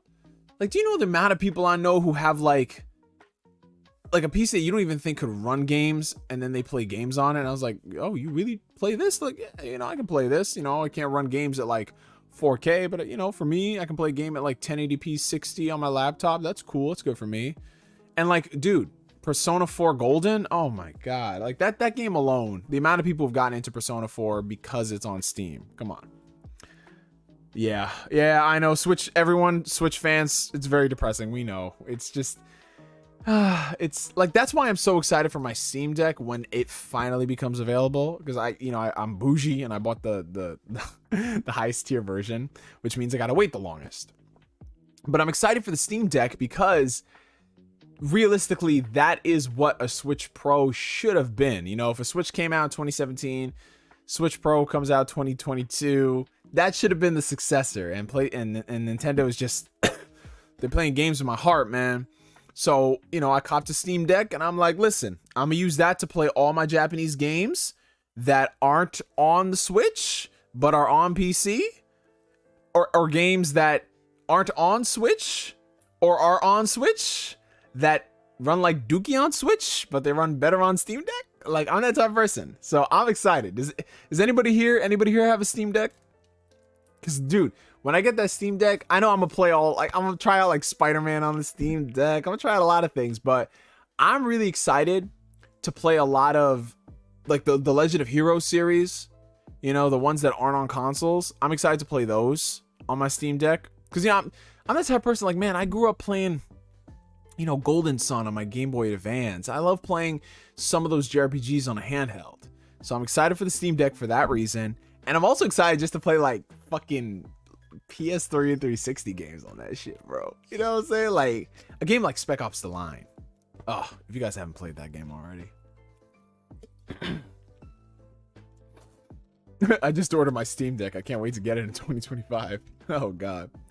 But yeah, what else was at the showcase? Final Fantasy 16. Listen, I'm a spare y'all the fanboy, man, but Final Fantasy 16 is looking fucking phenomenal. I was really hoping that it would hit a winter 2022 release date, but just logistically with everything, 2023 was looking likely. They said summer 2023, so I'm like, ugh, that's another year that we gotta wait. But you know what? That is gonna be a perfect gift for my 30th birthday. I turn 30 next year, and Final Fantasy 16 is coming out in the summer. Fingers crossed it doesn't get pushed any further. But that is gonna be a perfect birthday gift. I really hope it comes out in July. That would be so fucking sick. But I'm excited for that. It's got a fantastic team of people working on it. You know, waiting 2 years to see more gameplay footage, but man, it was so worth it, and I'm excited, man. Fuzzy Belvedere, what's going on, my brother? Good to see you. But yeah, I'm trying not to spend too much time on this, but Final Fantasy 16, when you look at the staff that's working on it, Yoshi P, his whole gang, like, he just basically brought all his Final Fantasy 14 friends. It's like, hey, we're gonna work on a mainline game. Let's do this shit. Yo, you did the combat for Devil May Cry, you come too. So I can't wait, man. I can't wait. Final Fantasy needs a major W, and who better than the guy that restored Final Fantasy 14 and made it a competent game? So I'm excited, bro. I'm excited. What else? They had a couple of other things there. Someone was mentioning it in the chat. This Persona looking game, Eternights, something like that. It looked pretty cool. Like I said, very big Persona vibes. I think even the developer was like, yeah, I quit my job because I loved Persona 5 and I wanted to work on a game that's like it. So it seemed pretty cool. I definitely want to see more gameplay on it, because if there's one thing I've learned about being a JRPG fan, and this is common for any genre that really blows up, but you know how like when a game blows up in a genre, like take Modern Warfare 2, take Persona 5, you have a lot of other developers that try to imitate it, and they kind of don't, they imitate it on a superficial level. I'm not saying that's what this game is, but I really want to see how deep this game goes, the depths of what it is. I want to learn more about it, because if it's just Persona on a superficial level visually, I'm like, it doesn't really scratch the itch, because Persona is great, but the style to me is like the lowest thing compared to everything else, like the story, the characters, the gameplay, and all that stuff. It all comes together in one package for me.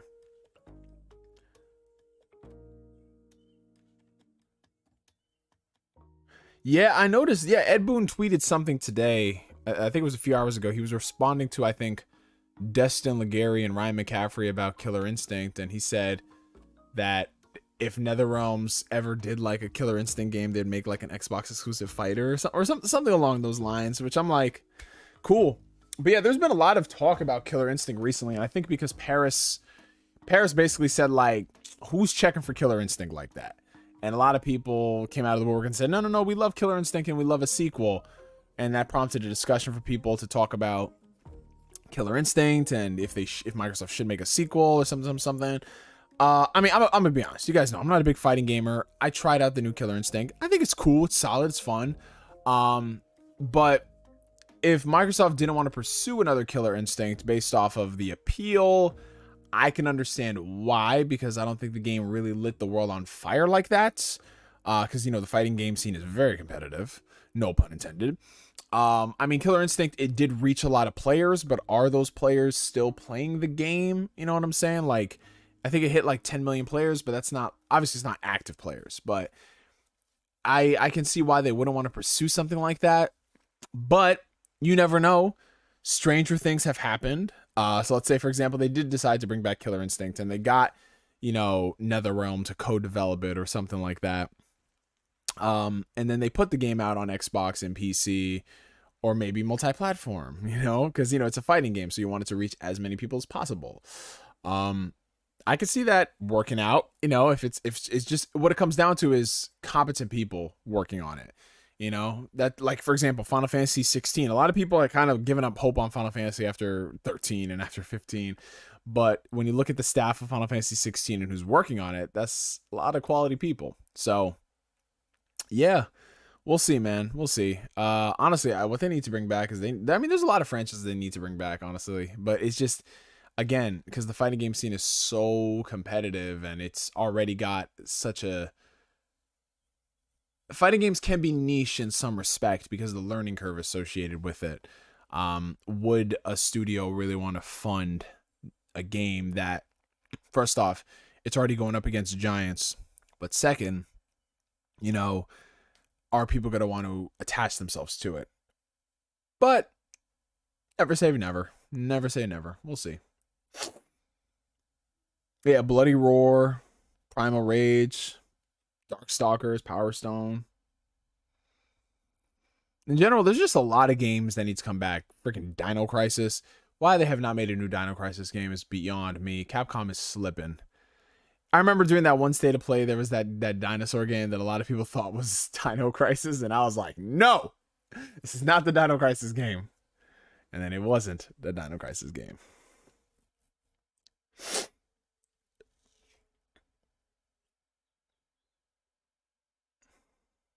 Did you talk about the Callisto Protocol? No, I didn't. That was actually the next thing on the list. Yes. Dude, survival horror fans are going to be eating good in 2023, man. The Callisto Protocol, again, it's one of those, it's like one of those situations where it's like a developer got away from a publisher and they're like, hey, we're making a new game that is similar to our last game, but it's not our last game because of, you know, copyright reasons. But if you like our last game, I think you'll like this. The Callisto Protocol, they announced it a few years ago, I think at the VGAs. It was a game that was set in the PUBG universe, which was very strange because I didn't know PUBG's world was that, you know, like big. But it was kind of like an unrelated sort of thing where it's like, oh, you don't need to know anything about the PUBG lore to enjoy it. And I think in recent months they kind of just said, no, this is just a standalone thing. Don't worry about that. So I saw the gameplay for it, and it felt like I was playing Dead Space again. It felt like I was playing Dead Space. Like, as cliche as that sounds, like, that's literally what I wanted out of it. And they finally gave us a release date. I believe it was December of this year. But not only that, Dead Space remake comes out January of 2023. Then a few months later, we have the Resident Evil 4 remake. Like, survival horror fans are eating good. Silent Hill fans are starving. But regardless of that, I'm excited for it. It looks fantastic. $10 super chat from JD Gamer. Sorry it took me a while to get to this, bro. Neo, I have to remind you that 2021 Xbox was Publisher of the Year, and Xbox generally backloads all of its games while PlayStation front loads their year. So I expect this Sunday to be something special. I hope so, JD Gamer, but remember, bro. Remember, Starfield was going to be their marquee title for 2022. And the fact that they had to push it, I mean, like I said, I would love to be proven wrong and they actually have games, but they already set the expectation for 2022. 2022 was going to be the year of Starfield since June of 2021. So they've already put that into the ecosphere, right? And anything that isn't on that level, I'm not saying it won't be good, but it's already like, yo, like what's happening? And they haven't really done anything in the first 7 months of 2022 to really instill confidence. There hasn't been any big releases from Xbox. There hasn't even been any big Game Pass drops. Like the biggest Game Pass drop was like MLB The Show, you know? Like it hasn't really been much of anything. So we'll see, man. And yeah, PlayStation does front load their years, but PlayStation has God of War Ragnarok coming out at the end of the year. So if that game hits, but with the way everything is, how they're going up with the marketing and everything, that game's going to come out this year. If it doesn't, I'll be sad. But either way, PlayStation has God of War Ragnarok, which means they'll have launched Horizon, Gran Turismo, a couple of other smaller titles here and there, and then God of War Ragnarok. Like, that's 3 big juggernauts for 2022. So, man, I don't know. I don't want to be so negative about it, but it's like I haven't gotten a big game out of my Series X in a long time, bro. Like Forza Horizon 5 was great, but it's like not dissing Forza, but it's like I want something more. Can I get something more than Forza? Because Forza always delivers. That's like if PlayStation only put out Gran Turismo. It's like, yeah, it always delivers. Let's say like something else, please. And then Halo Infinite, the situation that happened with Infinite, like it's depressing, man. It's a disaster.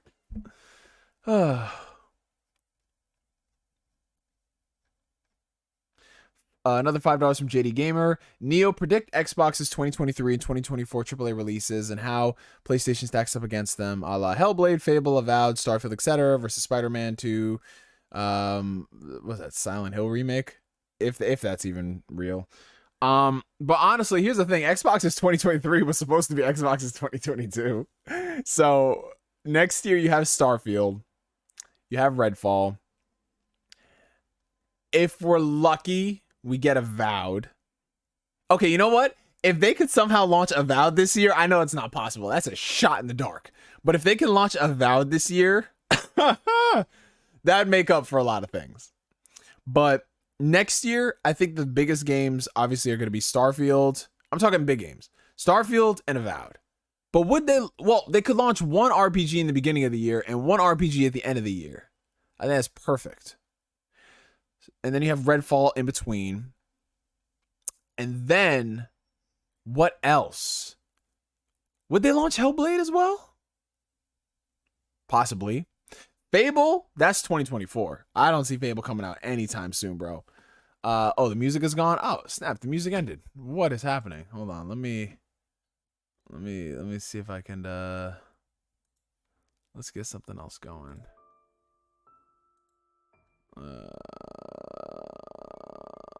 Let's see. Okay, there we go. I'll put something else in the background. So yeah. What did I say? Okay, so Fable 2024, we know that. Hellblade, could be end of 2023 possibly, or maybe a summer game. Honestly, it just depends on the pipeline of how far along these games are in development. You know what I'm saying? And I don't know, because COVID just exacerbated everything, so things are all out of whack. So anything's possible, but definitely next year, Starfield Redfall. I'm going to say Avowed. Forza, if it doesn't hit this year. If Forza Motorsport doesn't hit this year, it's definitely coming out next year. 2024, Fable. Probably State of Decay 3. And then they have so many other studios working on projects, you know what I'm saying? They'll probably be announced now, and they might be 2024 games. But yeah, honestly, how it competes with PlayStation. Well, the thing about it is PlayStation, they're going to do what they always do. They're going to put out their games, and that's it, man. PlayStation doesn't really need to, as weird as it sounds, they don't need to compete in that respect because they do just fine doing what they do. Similar to Nintendo. Nintendo has not really competed in that sense in a long time because their games do great. Horizon is selling very well. Gran Turismo is selling very well. Spider-Man made a killing. Between Miles Morales and Spider-Man Remastered, that's 33 million units available. That's insane. Most games don't even sell 2 million units. So Spider-Man 2 is going to go ridiculous. And then, obviously, you know, you have Wolverine later down the road, 2024 most likely. Maybe 2025. And then you have other stuff. Because that's the thing. We don't really know too much about what PlayStation has in store for the future because they haven't really plotted that far out. Like Wolverine, I think, is the furthest game that they've announced. So it'll be interesting. Like they have stuff from their partners, like Lucasfilm Games with Star Wars: The KOTOR remake. But we really don't know much else that's going to be coming out.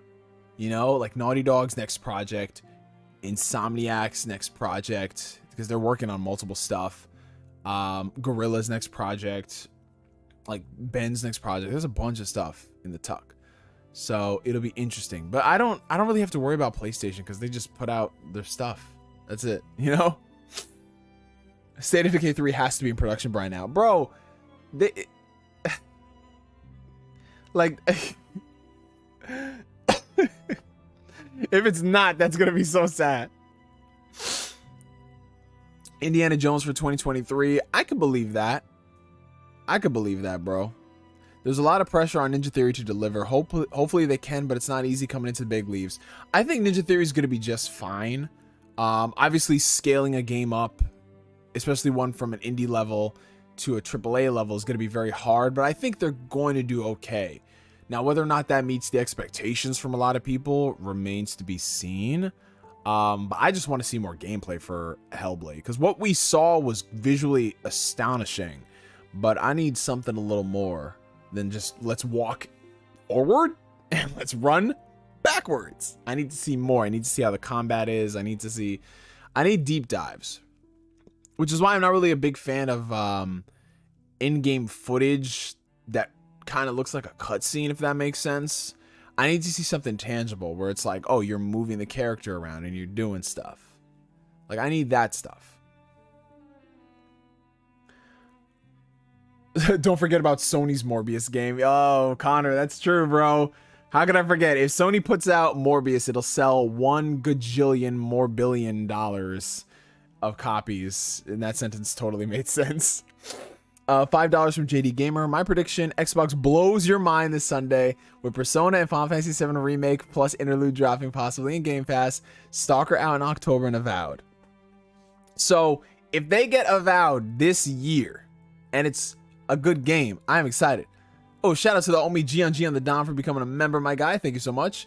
So if they get Avowed out this year and it lives up to the expectations of, it's like Fallout but with magic or something like that, basically a game that's on the scale of Fallout, I will be so excited, right? Stalker, I kind of don't expect it to hit this year because of the whole situation happening in Russia. So if that gets pushed into 2023, I wouldn't be surprised. And frankly, I don't think anyone should be concerned with whether or not that game comes out this year. Like, let them do their thing and be safe. But yeah, them getting Final Fantasy VII Remake and maybe possibly Persona, whether it's Persona 5 or whether it's Persona 4 into Game Pass, that is likely. But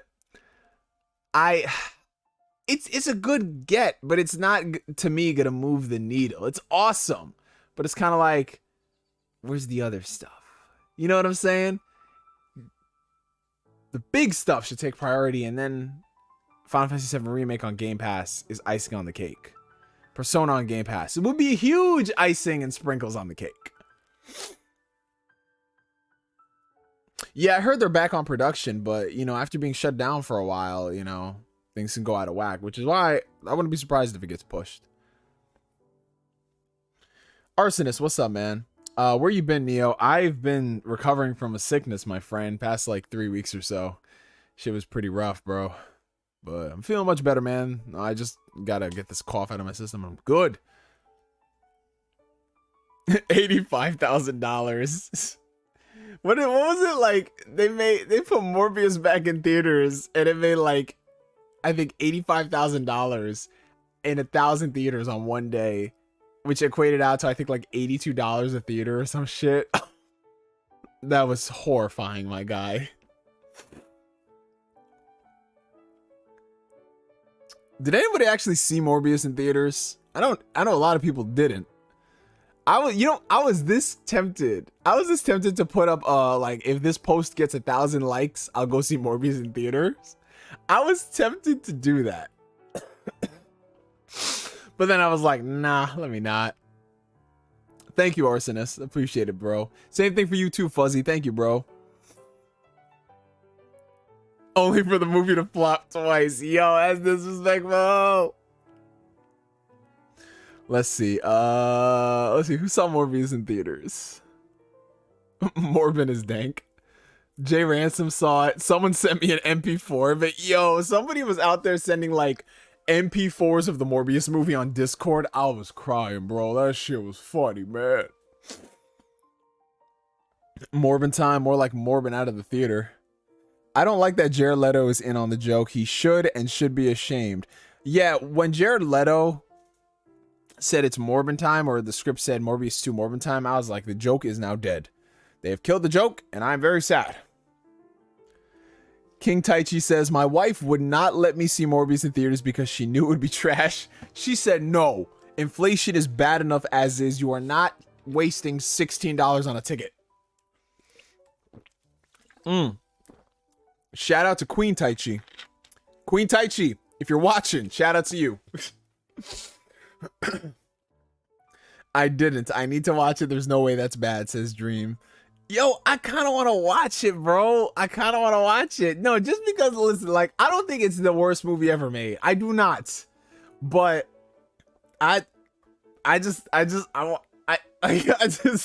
know, man. You know what it is?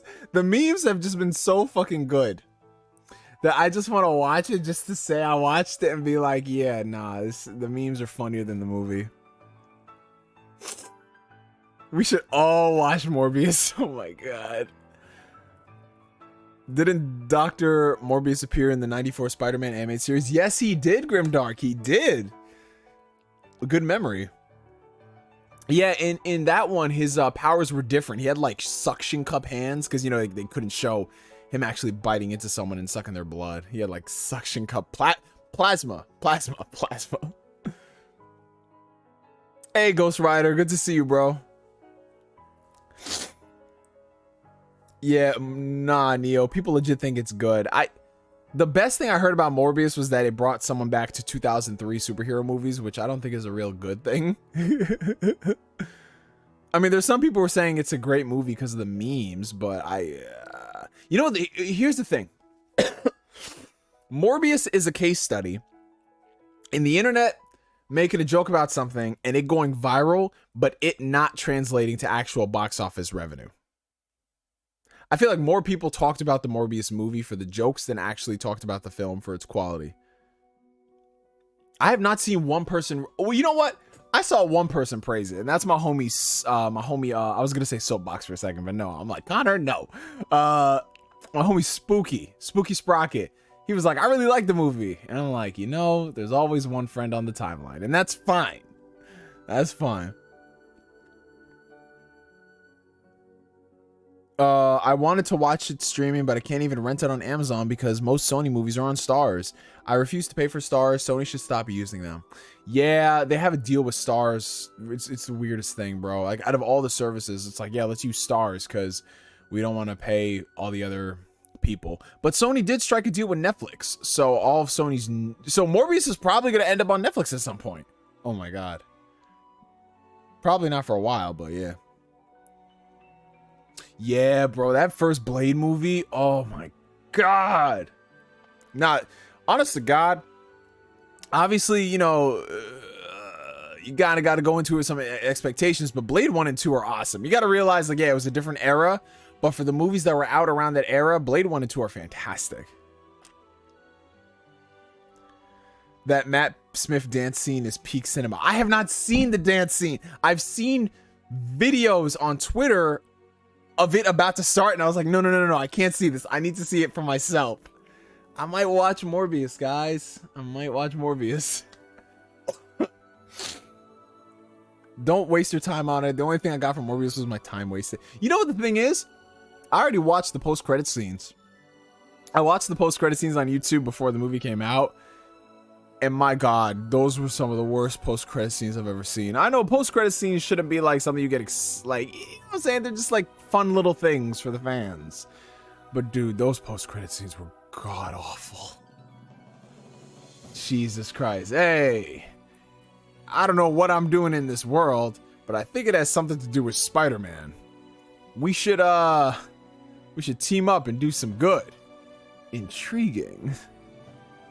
Bro, I saw those scenes and I was like, Sony is off their fucking rocker, bro.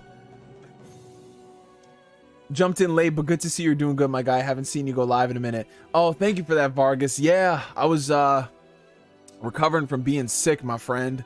But appreciate the support, bro. We back with the streams this week and every week going forward, man. You can watch Morbius, just don't pay for it. Yeah, I could do that.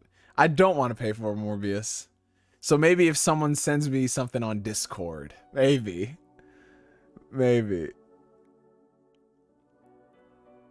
I'm scared to watch it. Will I become a Morb head? You very well might be. You very well might become a Morb head. Like, the worst thing that'll happen is, like, we watch Morbius and we all just want to Morb out, you know? Check your texts. This man sent it to me on iMessage? Oh my God. Let's watch it tonight. Oh, dude. Oh my God. I would be so down to watch it on Discord. Maybe not tonight because my voice is kind of going. But I would definitely be down for all of us to get together on Discord and just watch Morbius. Like, yo. Can you imagine we got like 40 people in the chat just being like, what the fuck is this movie, bro? Like, yo. All I care about at this point, Neo, is Batman 2, It's Freezing Time. I bet you came up with that title yourself, Connor. Yeah, dude, I need some updates on that Batman sequel. Bro, you know what the sad thing is? It's only been 3 months since that movie came out, and it feels like an eternity. And I know we're not getting the sequel till like 2025 or some shit, bro. That's what's gonna kill me, man. But you know what? At the very least, we still have this glorious steelbook. I haven't even opened it yet. But I cannot wait. I have not watched the Batman since I saw it in theaters. And I'm just waiting for like the right time just to sit down and rewatch this movie. I fucking love this movie, man. It's my second favorite movie of the year. The first one being Everything Everywhere All at Once. Then The Batman. God, it's so good. Like, I loved the shit out of this movie, man. So fucking good, bro. So good. And yes, we're still out here supporting physical media. I got the Spider-Man No Way Home steelbook over there. Well, I bought this a long time ago. Like, I bought this like I think last summer. But the Lord of the Rings trilogy on 4K. I haven't opened this shit yet either. Just because like I haven't done my annual Lord of the Rings, because I watch the Lord of the Rings trilogy every single year, the extended edition. And I usually watch it around the end of summer. So probably around late July or August, I'll open this up and watch the movies. Oh, I think the reason why I didn't open it last year is because I did my rewatch in the beginning of the year. So, okay, that's why. Okay, so I can't wait. Oh man. Hold on a second. I see the beard connecting. Oh yeah, so a lot of things have changed since well, I mean, you guys really haven't seen me much on camera. So appearance wise, I've been regrowing my beard. As you guys know, I cut my beard off. Well, I shaved most of my beard off towards the end of 2021. Mainly because I wanted to see if I regrow my beard, would it regrow healthier, and would it regrow better with the knowledge I have now, which is what everyone's mindset is. So that's what I started doing, and that's what's been going on. So this is about, I mean, for some people here, it's probably not a lot of growth, but for me, this is about like close to 6 months of growth. And one thing I've already noticed is that my beard, it's a lot fuller in some parts by comparison to when I was growing my beard out 2 years ago. So it's fuller in some parts, it's connecting better in some parts. And honestly, to me, that is a win. I see this as an absolute win as far as like my beard journey. Because when I first grew my beard out, I didn't know anything about it because I was growing it during quarantine. So I was like, I don't know anything about this shit and how it works out. You know, like for example, as weird as this sounds, I did not brush my beard for the first couple of months that I had it. I was just picking my beard out and just leaving it as is. You know what I'm saying?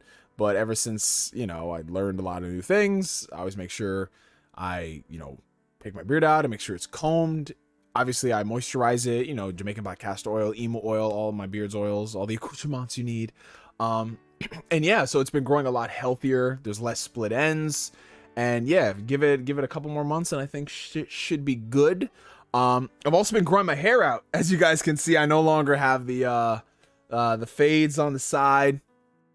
I decided in March, back in March, I wanted to see if I can grow my hair out just to try something different because I've had frohawks, mohawks, and some type of a low fade for the longest time, for the better part of the past 6 years. The only time I didn't was obviously when the barbers were shut down from March until June of 2020. So, you know, this is the longest that my hair has been in like, oh my god, this is the longest my hair has been in like a decade, you guys. It has not been this long, especially on the sides. So the sides are taking the longest to come in because, you know, they grew at a different rate as opposed to the top, which I've always had. So the sides are coming in and I just washed it. But yeah, I've been growing this stuff out. This is not even fully picked out. Like my hair has gotten really long. But what I'm thinking of doing at some point is I'm just growing my hair out right now. A lot of people were suggesting, yo, maybe you should get some dreads or something. I was like, I don't know, maybe. But what I think I like, because one thing I really got into was curling my hair over the past 2 years. Just curling my hair. I like it really, really curly. So I'm thinking, if anything, what I might do is just grow it out a little bit. Maybe bring some of the sides down really low and just have the rest of my hair be all curled. So that's what I'm thinking about doing. So different hairstyle, different look for Neo. You know, it is kind of weird though, because I was just so used to the sides of my head being bald or at least some type of a low fade. But yeah, it's exciting. It's exciting growing hair. A long hair gang. Hey Chris, what's going on, bro? I hope that new job shift is treating you nice, my friend. I'm a Chinese American. I can't grow facial hair. Yo, that is something I have noticed about all of my Chinese friends. They don't have a lot of facial hair, or they have like very, very thin mustaches. And at that point, they're just like, nope, cut it off. $10 super chat coming in from Blue Senshi 19. I thought my cat ran away from home. She was gone for one whole day and came back yesterday all dirty. Honestly thought she wouldn't come back, and I can finally say I finished Kingdom Hearts 2 for the first time. Oh my god. I love the progression of that story, Gustavo. That's crazy, bro. Yeah, man, I thought my cat ran away, but thankfully she didn't. I beat Kingdom Hearts 2. That's beautiful, bro. You know what it is? Your story is like the ending of Kingdom Hearts 2, where Sora and Riku, you thought they were gone forever, but lo and behold, they came back to Destiny Islands, and it was beautiful, and that is where the Kingdom Hearts series ended in 2006. We don't recognize any other game that came out afterwards, unless they are a prequel. But nah, good on you, man. I'm happy your cat is back. Oh, dude, you know what? Speaking of cats running away, I had a cat that... this is the weirdest thing. I had a cat that ran away for 3 years. Ran away for 3 years, you guys. 3 years. Got this cat in 2004 as a kitten. Loved this cat. You know, had this cat for like almost a year. Then the cat and its sister got loose. They both ran away. We didn't see the cats for almost 3 years. Then, lo and behold, all of a sudden, summer 2007 rolls around. It might have been spring. And we just hear some meowing outside. We're like,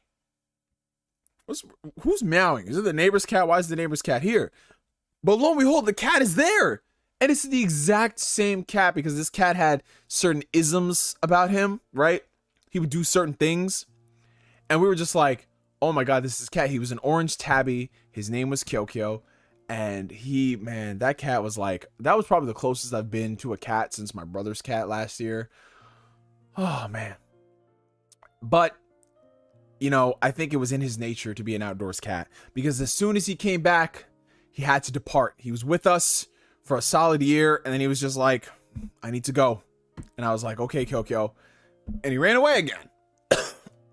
Just like that. And I'm like, wow, all right. So I guess this is the story. Cats just run away from this house. But yeah, I hope he's doing good. I really hope he's doing good out there. Fingers crossed. Neo, please watch Prisoners. I'll give you $100 if you watch it last night. I don't think you can give me $100 to watch it yesterday, because yesterday is already past Film Lover. But I will add it to the list, my friend. Do not worry. I will add Prisoners to the list. Don't worry. Morbius or Prisoners? Oh my God. I'm late, but I started Tales of Arise recently. Hey, Tales of Arise. That is a fun game right there, man. I hope you enjoy it. I just got a new cat. Yeah, Gabe just got a new cat, and he brought it to my attention. Something that I can't unsee, because his cat, the way that the fur is with the nose and the mouth, it kind of looks like a dick and balls. And now I see the cat and I can't unsee it. It's like I see the eyes and then I see dick and balls. Like, why would you do this, Gabe? Why? But you know what the thing is? I need a cat. I need a cat of my own. My brother's cat that he adopted last year. It was the mom was a wild cat, and she had kittens, and they kept one. That cat is with his former roommate, and she took the cat. And now she's somewhere else. I miss that cat so much, bro.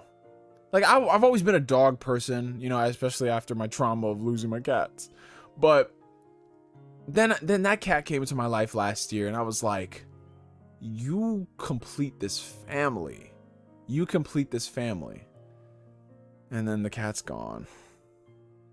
I miss that little guy. Like, I've never had a cat like that before, bro. Like, it was a baby kitten chilling with me. Like, I'd be sitting on the bed playing games. The cat would be snuggled up right here, and the cat would be licking my beard because of my beard oil and stuff. And I was like, am I becoming a cat dad? And he got along with everybody. He got along with my mom, my brother, my sister. Man.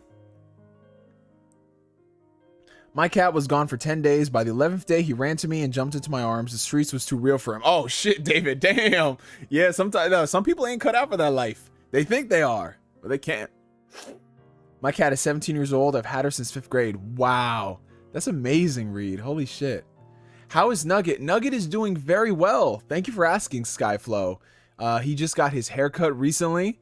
And the thing about Nugget I've noticed is that whenever he has a full mane, if you will, all of his hair, he's not really that active. But when his hair is cut and he's exposed, he is running up and down the house, going like crazy, man. He's jumping all over people. It's like it shaved, no pun intended, 7 years off of his life. But he's doing pretty good, man. Nugget, that's my old man right there. I can't even believe it, man. Nugget, like, we just hit 10 years of having him back in December. And when we rescued him, we believed he was, I think, 1 or 2 years old, something like that. They didn't have an exact estimate or exact number. They were just guesstimating based off of his teeth. So we just run with like 2 years. So like this dog is like 12 years old, man. It's crazy. It's like, wow, time fucking flies, bro. Time fucking flies. $2 from Blue Senshi. She not for the streets. I think she lost the fight. Oh, damn. It's true, man. It happens. Finish Arise, Neo. $2 super chat from Flame. I haven't finished Tales of Arise, you fraud, or no cap for you. All right, fine. I did get farther though. Like I'm like right, because I'm watching this walkthrough just to see like how much hours I have left, and it's like, oh, you have an hour left of gameplay, and I was like, oh yay, let me play something else. Oh man, bro, that final act. I'm not gonna say much more because Chris is playing it, but that final act of that game just turned me all the way the fuck off. Did you play Xenoblade Chronicles Definitive Edition or Xenoblade 2? Yes, I've played and completed Xenoblade 2. And I got like a third of the way through Xenoblade Chronicles Definitive Edition. I really got to get back to that because I want to play the new content. But I did play the original Xenoblade Chronicles on the Wii, and it's a fantastic game. One of my cats ran away for like 3 weeks, and one day he just ran through the door, skinny as fuck. Stayed with us ever since. Same kitty, but now he's a little tougher. He got some edge to him now. He's got some edge to him, man. He's been through the streets. Been through the streets, bro. I'm not making fun of Kylo, Gabe, but you said his face looked like that, and I'm like, I can't unsee it. I'm not making fun of him. Never that. That's a nice name, though. Hey, Neo, are you hyped for Joker 2? Todd Phillips confirmed it on his Instagram. Oh, he actually confirmed it, because they've been rumoring this for a while. Let's go check Instagram, friends. Todd Phillips. Oh God, it's true. Oh wow. He's actually like, wow, okay. He's actually working on Joker 2. I don't know how to feel about that. I don't know how to feel about that, man. Because the thing is, I like the first Joker movie and it works just as a standalone film. But when you start doing a sequel, like, what are you going to do next? Like, is it going to be the rise of all these other Joker people, and Joker is going to have to find his place in the world of a bunch of clowns? Are they going to lean more into the comics and bring in other villains? I don't know. We'll see. If it's a good movie, it's a good movie, and I'll give it a shot. Did you follow the Johnny Depp trial? Yes, I didn't follow it as closely as other people because I didn't have the time for that, man. It's just so much stuff. But basically what I did was I followed other people who basically broke down the day-to-day events. So they like broke it down to like 15-minute, 20-minute videos, and I would watch those. Very, very wild trial, man. But, you know, thankfully, in the end, Johnny Depp did come away with what he wanted, which was not just the money, but it was his name being cleared. And that's all that matters at the end of the day. He sought out to prove to the world that men can be abused. And I'm really happy for Johnny Depp. You know, obviously, it shouldn't have taken an entire court case to prove this whole situation. But, you know, this is the world that we live in, where it's like, for some people, you can get away with saying something and it'd be okay. And then for others, it's like, no, that'll never happen. And obviously, to the contrary, it proved that it does. So yeah, honestly, I just wish nothing but the best for Johnny Depp and his whole little team, for whatever healing that they need going forward, because it doesn't just end with this trial. Like, sure, things are looking up and I'm happy for him, but there's just a whole bunch of other healing that needs to go on for him as a person. Amber Heard, on the other hand,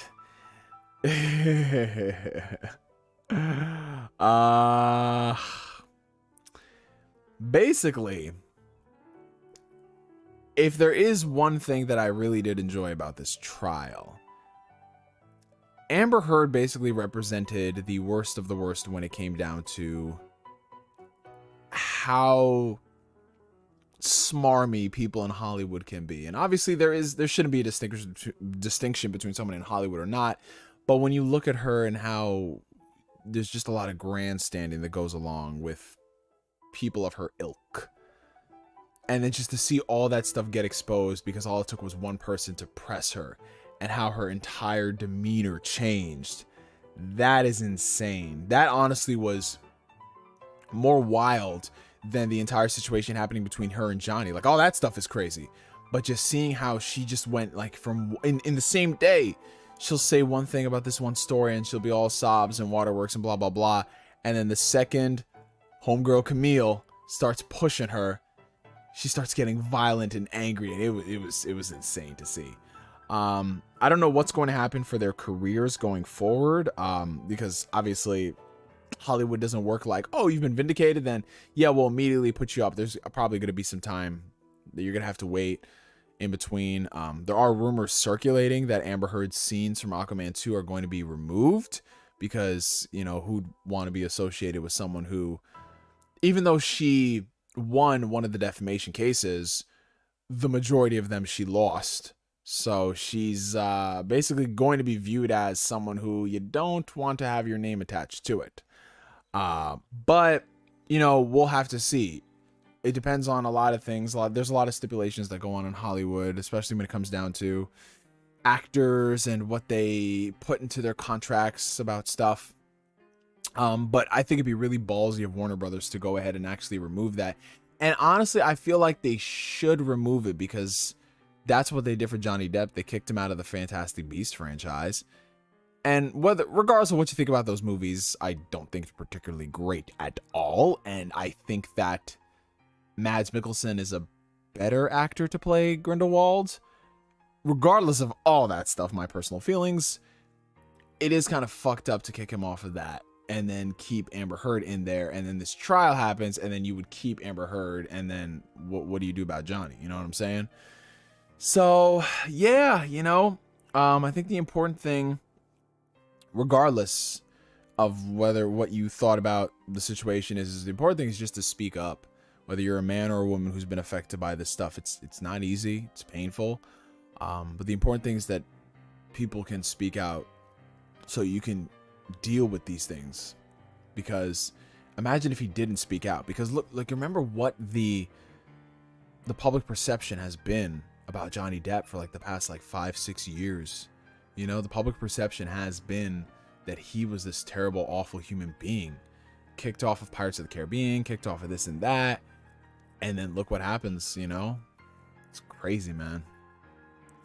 But the important thing, and I say this because I'm trying to speak from a place that we can control as human beings. It's very important to vet the person that you are with. It's extremely important. And obviously hindsight is 2020. You know, when you're in the heat of the moment with somebody, you don't exactly know how they're going to act, or you don't know if like they change after a few years for the worse, obviously. But the important thing is like when you start seeing some of those signs, you press somebody on them. Because this isn't something that just spontaneously happens overnight. This is something that is intrinsic to the person's character. And it wasn't just her. I mean, Johnny did do some things wrong as well. But when you start seeing some of those things, you got to press them. And if they're very wrong and they don't align with your values as a person, you've got to walk. You've got to move on. I think too much of the time people just get stuck in situations with others because of XYZ reason, whether it's kids, whether it's history, whether it's wanting to make things work or blah, blah, blah. And I think we need to do less of that because that is just mentally draining. Like, could you imagine just being with somebody who's mentally draining, physically draining, emotionally draining, and also abusive on top of that? That is terrifying, man. But yeah, speaking of other things happening in the world of Warner Brothers actors, Ezra Miller. I don't know what dirt Ezra Miller has on all these high-ranking officials in government, but the fact that he's just able to exist after he's been assaulting people for months is fucking crazy, bro. That is insane. That is insane. Like, you want to talk about all this shit happening with Amber Heard and Johnny Depp, but Ezra Miller is just out here being a whole menace, caught in 4K, 8K. Jesus Christ. It's fucking wild, bro. $5 for Blue Senshi. Looking forward to playing Spider-Man on my PC. My PS5 is really a big Blu-ray player at this point. Have you started Stranger Things Season 4? No, I have not started Stranger Things Season 4. Honestly, what I need to do is, because I've already forgotten everything that happened in Season 3, outside of like the major stuff. I need to go back and watch like a primer video of everything that happened in Season 3, just to amp myself up for Season 4. I know they have those Netflix recaps, but I'd rather watch one that like is like what, 10-15 minutes long and it just breaks down everything. But I've heard this new season of Stranger Things is really good. So if I really, because that's a big time commitment. All those episodes are really long. They're over an hour. So if anything, I'll watch that primer. I'll give it a shot, and then I'll go from there. I also gotta watch The Boys, because The Boys just came out with the first 3 episodes of the season. Oof, man, I gotta. It's a lot of good stuff. It's a good time. It's a good time. It's a good time right now. But yeah, I just looked at the clock, you guys.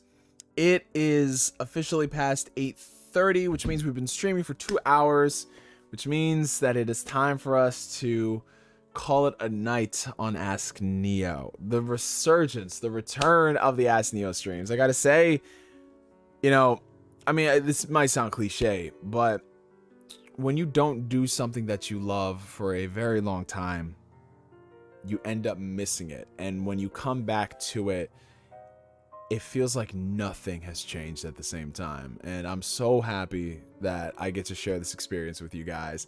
No, don't go. It's too soon. Listen, guys. I would love to keep speaking longer, but my voice is still kind of recovering.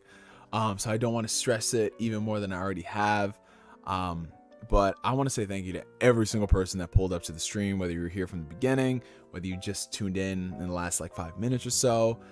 Thank you so much to everybody for y'all's continued support. Y'all mean the world to me. I say this every single stream, this, but it is true, and it bears repeating, because there aren't a lot of great people in this life. There's a whole bunch of nonsense going on, but when you get a chance to be surrounded by genuinely good, honest, decent human beings and flame, it's just a fantastic use of time. Like, my energy levels have been elevated to a crazy degree. They always are when I do these streams, because I get to hang out with you guys and just shoot the shit and have fun. But before we go, we have to do our hydration check. You guys know this by now if you've been in the Ask Neo streams.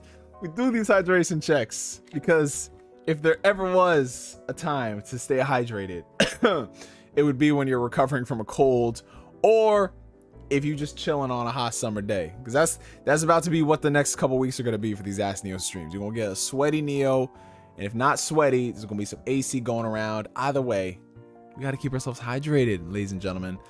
So today's beverage is, I'm going to start getting different waters for the streams. I might do water taste test. I might get some bougie water. I might pinky up my water. You never fucking know. We might start doing drunk streams. Who knows? But yeah, get your favorite H2O beverage of choice. Everyone's like, damn, you threw Flame under the bus. It's fine, JD. I still completed Tales before him. I always hold that over him. Yeah, I guess so, man. But you also think... Let me not be mean about Scarlet Nexus. Anyway. On the count of 3, you guys, we're going to hydrate ourselves. 1, 2, 3. Hydration.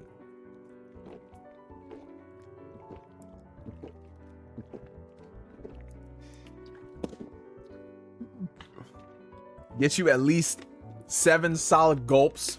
Pause. And you good, man. Good to have you back, man. Thank you so much, TXK. Thank you. And it's good to be back. It is so good to be back, you guys. Like, if there's anything that, if there is something I've learned, it's that no matter how much time passes, I don't think I'll ever really leave YouTube. There's some people who are like, yeah, my time on YouTube is done. I'm never gonna do a video again. I'm never gonna stream, and that's fine. Good for them. But for me, this is just it's like second nature. It's so weird. I haven't been on YouTube in a month, but I come back and I'm like, and can you all believe we did it? This is crazy to me. We did an Ask Neo stream and there wasn't any kind of fuck up on my end. That is wild. That is absolutely insane. But you know what? I think it's because all the cards align. All the planets in the universe are aligned for this comeback stream. It's a beautiful thing, man. My ass is eating an edible right now. Okay, Bobby, you getting litty. Y'all, ooh, I miss hanging with y'all because we a bunch of belligerent people. Edible stream when? Honestly, I feel like that's what we need to do to properly celebrate the comeback. And with the E3, see, I just said it. And with the gaming stuff happening in the next couple weeks, it's going to be very stressful on everybody. So we might do that towards the tail end of June just to recoup. Either that or we're going to do a drunk stream. Either that or we're going to watch Morbius. Either way, if you guys are interested in following me on different social media outlets, check the video link down below in the description to my Discord community, the Phantom Weirdos, in addition to Patreon, as well as Twitter, which is where I frolic and I post some really lukewarm, and in some cases, spicy takes. Talk about all that stuff. It is twitter.com/NeoGameSpark. Will there be another stream? Yes. So there is going to be another Ask Neo. I'm thinking Tuesday evenings work pretty good for most people. We were kind of thinking about keeping it on Mondays, but I'm thinking Tuesdays are now going to be the certifiable wave for Ask Neo going forward, and we'll see what happens later on. Maybe we might go back to Sundays or Saturdays, or who knows. But either way, you guys, thank you all for pulling up to the stream. Be excellent to one another, but above all else, keep being the same amazing, incredible individuals that you are. Make sure you drink your water. Make sure you eat a lot of good food. Make sure y'all have a lot of sex. And if you're Flame, then make sure you keep being the amazing person that you are, because Flame is amazing. You thought I was gonna roast you again? Bro. We all about that positivity now. I'm a blue check mark on Twitter. All about the positivity. But anyway, you guys, from me to you for now, my name is NGS signing out. And like always, I will catch you guys later. Peace out, y'all. Have a good one.